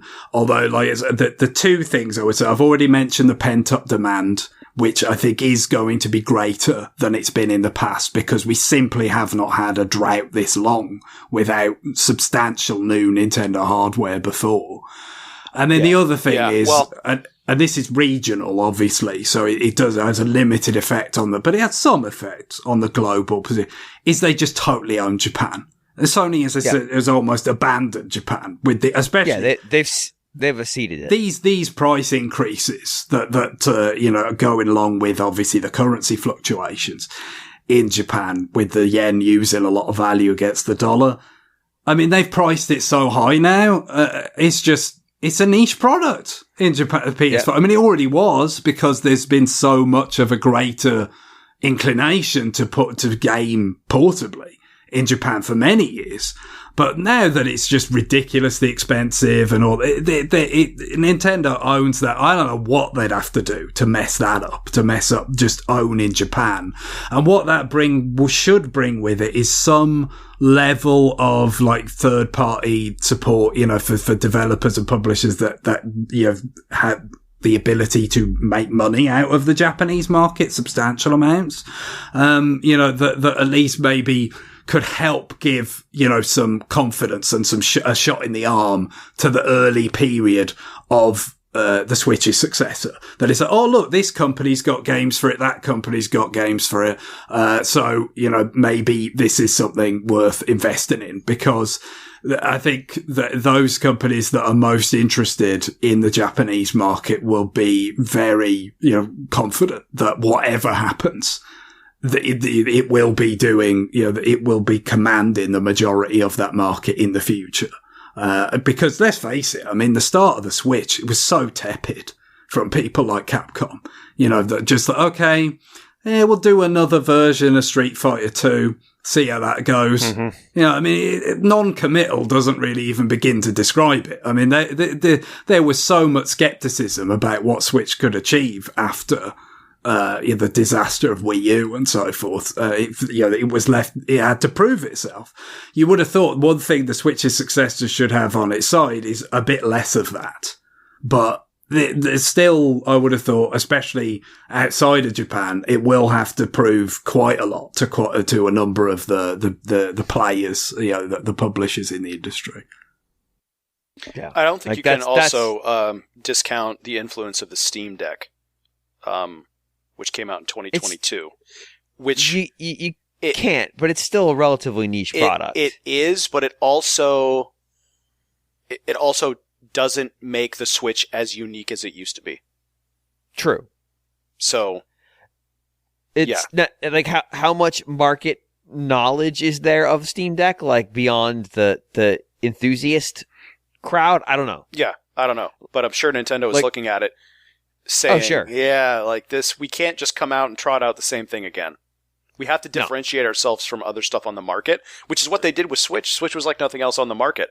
But now the Switch is like a lot of other stuff on the market. So, we have to differentiate from the Switch so people know that this is worth doing the upgrade. And the biggest way you do that is with software. Like, is it? I mean, we could talk about more robust Joy-Con or more outlandish hardware features, whatever the next level of Rumble is beyond HD Rumble or God knows what. But I mean, it even that stuff, at least ostensibly, 4K Rumble is how does it feed back into gameplay, right? But it need not necessarily be any like hardware gimmicks. It's just what kind of must-have titles, or at least that you can sell, that you can make a convincing case to people. These are must-have titles. Can you have over? Yeah, and also the pacing of them.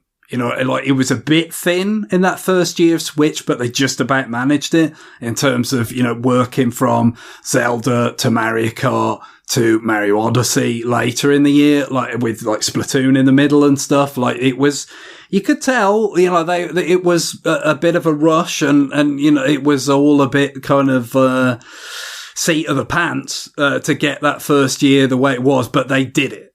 You would hope this time, again, one of the things they've got on their side is just like you've been preparing for this for a long time and you have had a bit more flexibility with the timing of it rather than just, our business is going in the toilet. We've got to get something out as fast as is practical, which is what they were facing with the Switch, that you get your ducks in a row. And it doesn't necessarily even have to be one game. I mean, like you say, Zelda was a big part of it, but Mario Kart Deluxe was soon after that. It's the accumulation of things that just, they add up to like, okay, that's enough for me.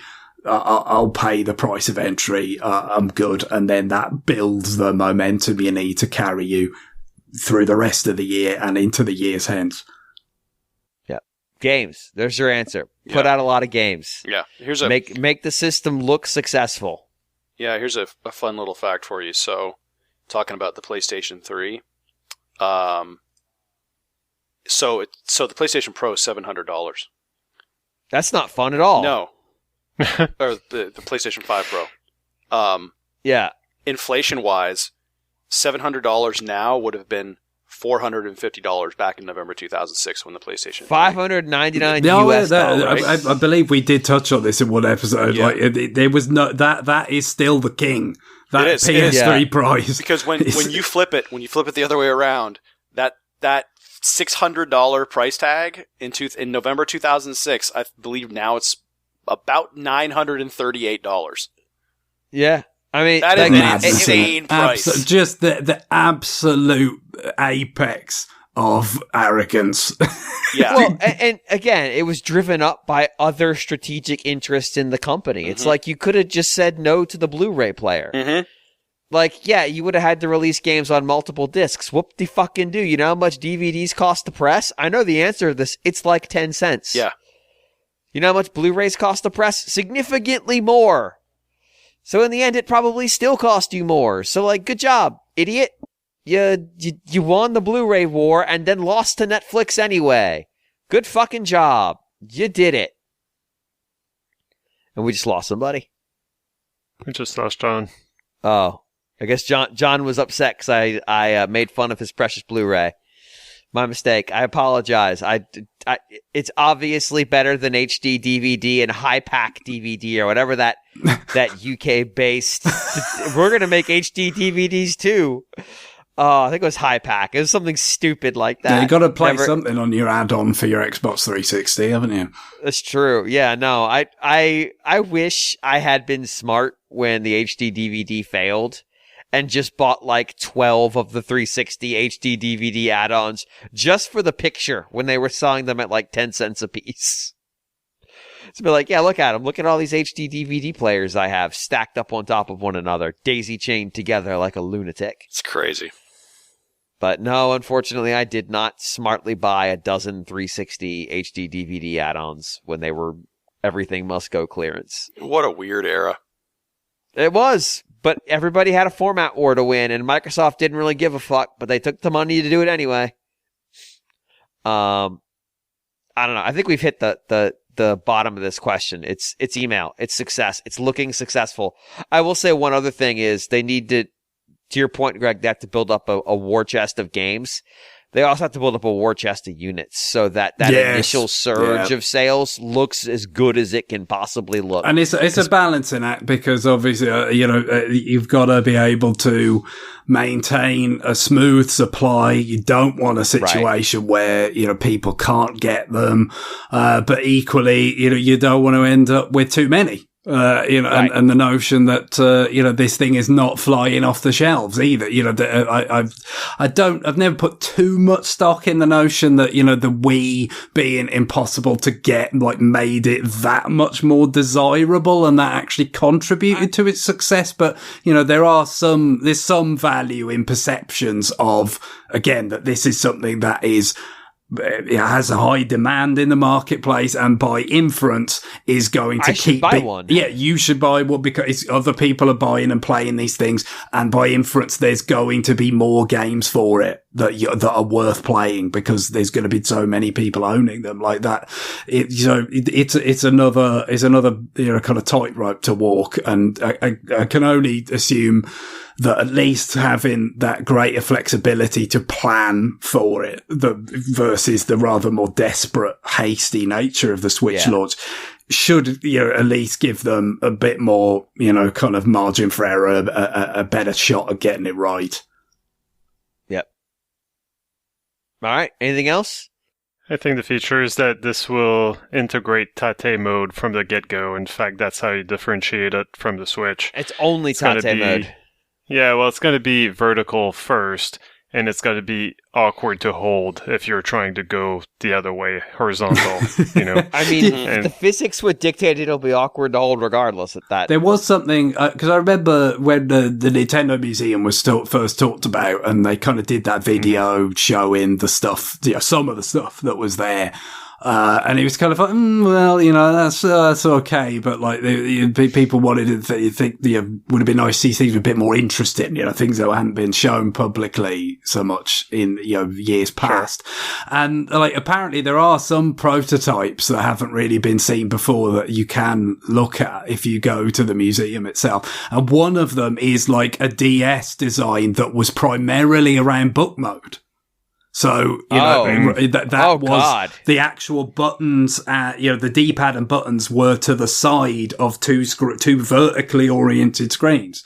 So they were doing the foldable, phone before we even knew what an iPhone would be. I don't know whether they've allowed any pictures or people haven't been able to sneak out pictures or whatever. So I've not actually seen but I've read, descriptions of it that makes it sound rather like that. Yeah.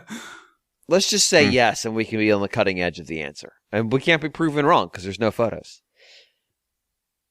Now I want to go again. Fuck. All right. Well, I guess I'm going at some point. God damn it. I'll get all my tokens. There we go. All right. Email. I told you at the beginning of the segment, I need your email. What does that mean? It means I need your fucking email. I need you to put an email in my inbox right now. rfn@nintendoworldreport.com. What does that email need to have in it? Well, it needs to have a question.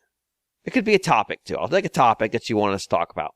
I'll take a game you want us to play. But it's got to be something like that. Something that we can produce content upon reading it.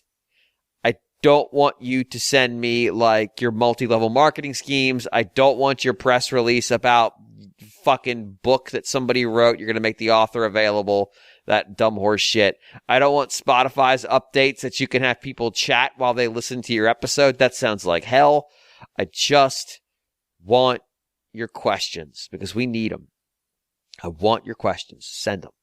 Send them, or you know what happens if you don't.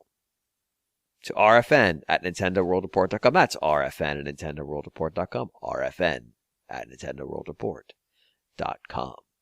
Say it 3 times, burn it in their brain, and then when they have a question, they can ask it to us because I've erased some fact that was important to them with rfn@nintendoworldreport.com. That one was free. Greg, what is your song's choice for this week? Well, we did have an email in from AG with a music selection attached to it that was, very much in response to the Alamo bomb going off last week. Yeah. It just coloured everything basically, didn't it? Everyone's reactions were, everyone's language all of a sudden was simply in response to Alamo. So yes, appropriately enough, AG's music selection was for the kind of overworld theme for the Anchime portion of Bravely Default. I think the Anchime, doesn't it feature in at least one of the demos for either Bravely Default or Bravely Second? So people might have heard this even if they didn't own the game. I think maybe it was that's correct. I think it was the second game, I want to say, had a portion in Anchime for the demo. But yeah, basically it is a settlement founded around a giant clock. So it was, yes, it was the second game. I thought so. But because it features obviously a lot of locations from the first game, doesn't it? Right. Bravely Second. But, it's a community based around a giant clock. The actual name of the kind of, music for that particular area is just Anchime, Land of Sand and Time. The music is very clear about those two things. We have like a sitar to kind of give you that feeling of the desert, and we have some very, distinctly clock-like percussion, to go with it. But I mean, the Bravely Default soundtrack is so rich and fun. It's great to revisit it. We've used a few things, from the Bravely games over the years. This is the original version from the game. AG did mention the fact that there's kind of a slightly different version, with like added vocals for the concert that they did for that stuff with Revo, the composer, like playing live with a band and a choir and all that. It's well worth tracking that down on YouTube or whatever, the live concert versions of stuff, because it's really nuts. Yeah, it's kind of wild to actually see some of this stuff, actually being performed live. But I said this, another, good example of the kind of town music in the game. And I did think, if we did get to that place where, the hackers have put in sounds and music from like every game they can ever think of into Alamo versus like 10 or whatever it is at the moment before they start rolling out DLC for their alarm clock. I was thinking maybe, the character battle themes could feature, and then if we really needed to get James out of bed, Baby Bird could play so that he would immediately be forced. Jesus Christ. We'd have to sprint out of the room to get it to stop playing. I'd have to fly to Japan to let someone know my displeasure. I like Baby Bird, but it's just, you hate it so much, James. It's so bad. All right, well, on that. Look, mercifully, this is not Baby Bird. No, thankfully. I think we've used Baby Bird. We have, yeah. No, just for me to point out the disparity between the two of us that exists on that matter. Oh, all right. Well, on that, it's time for us to wrap this show up. Email, send them. Bye, everybody. Later. Bye. Bye-bye.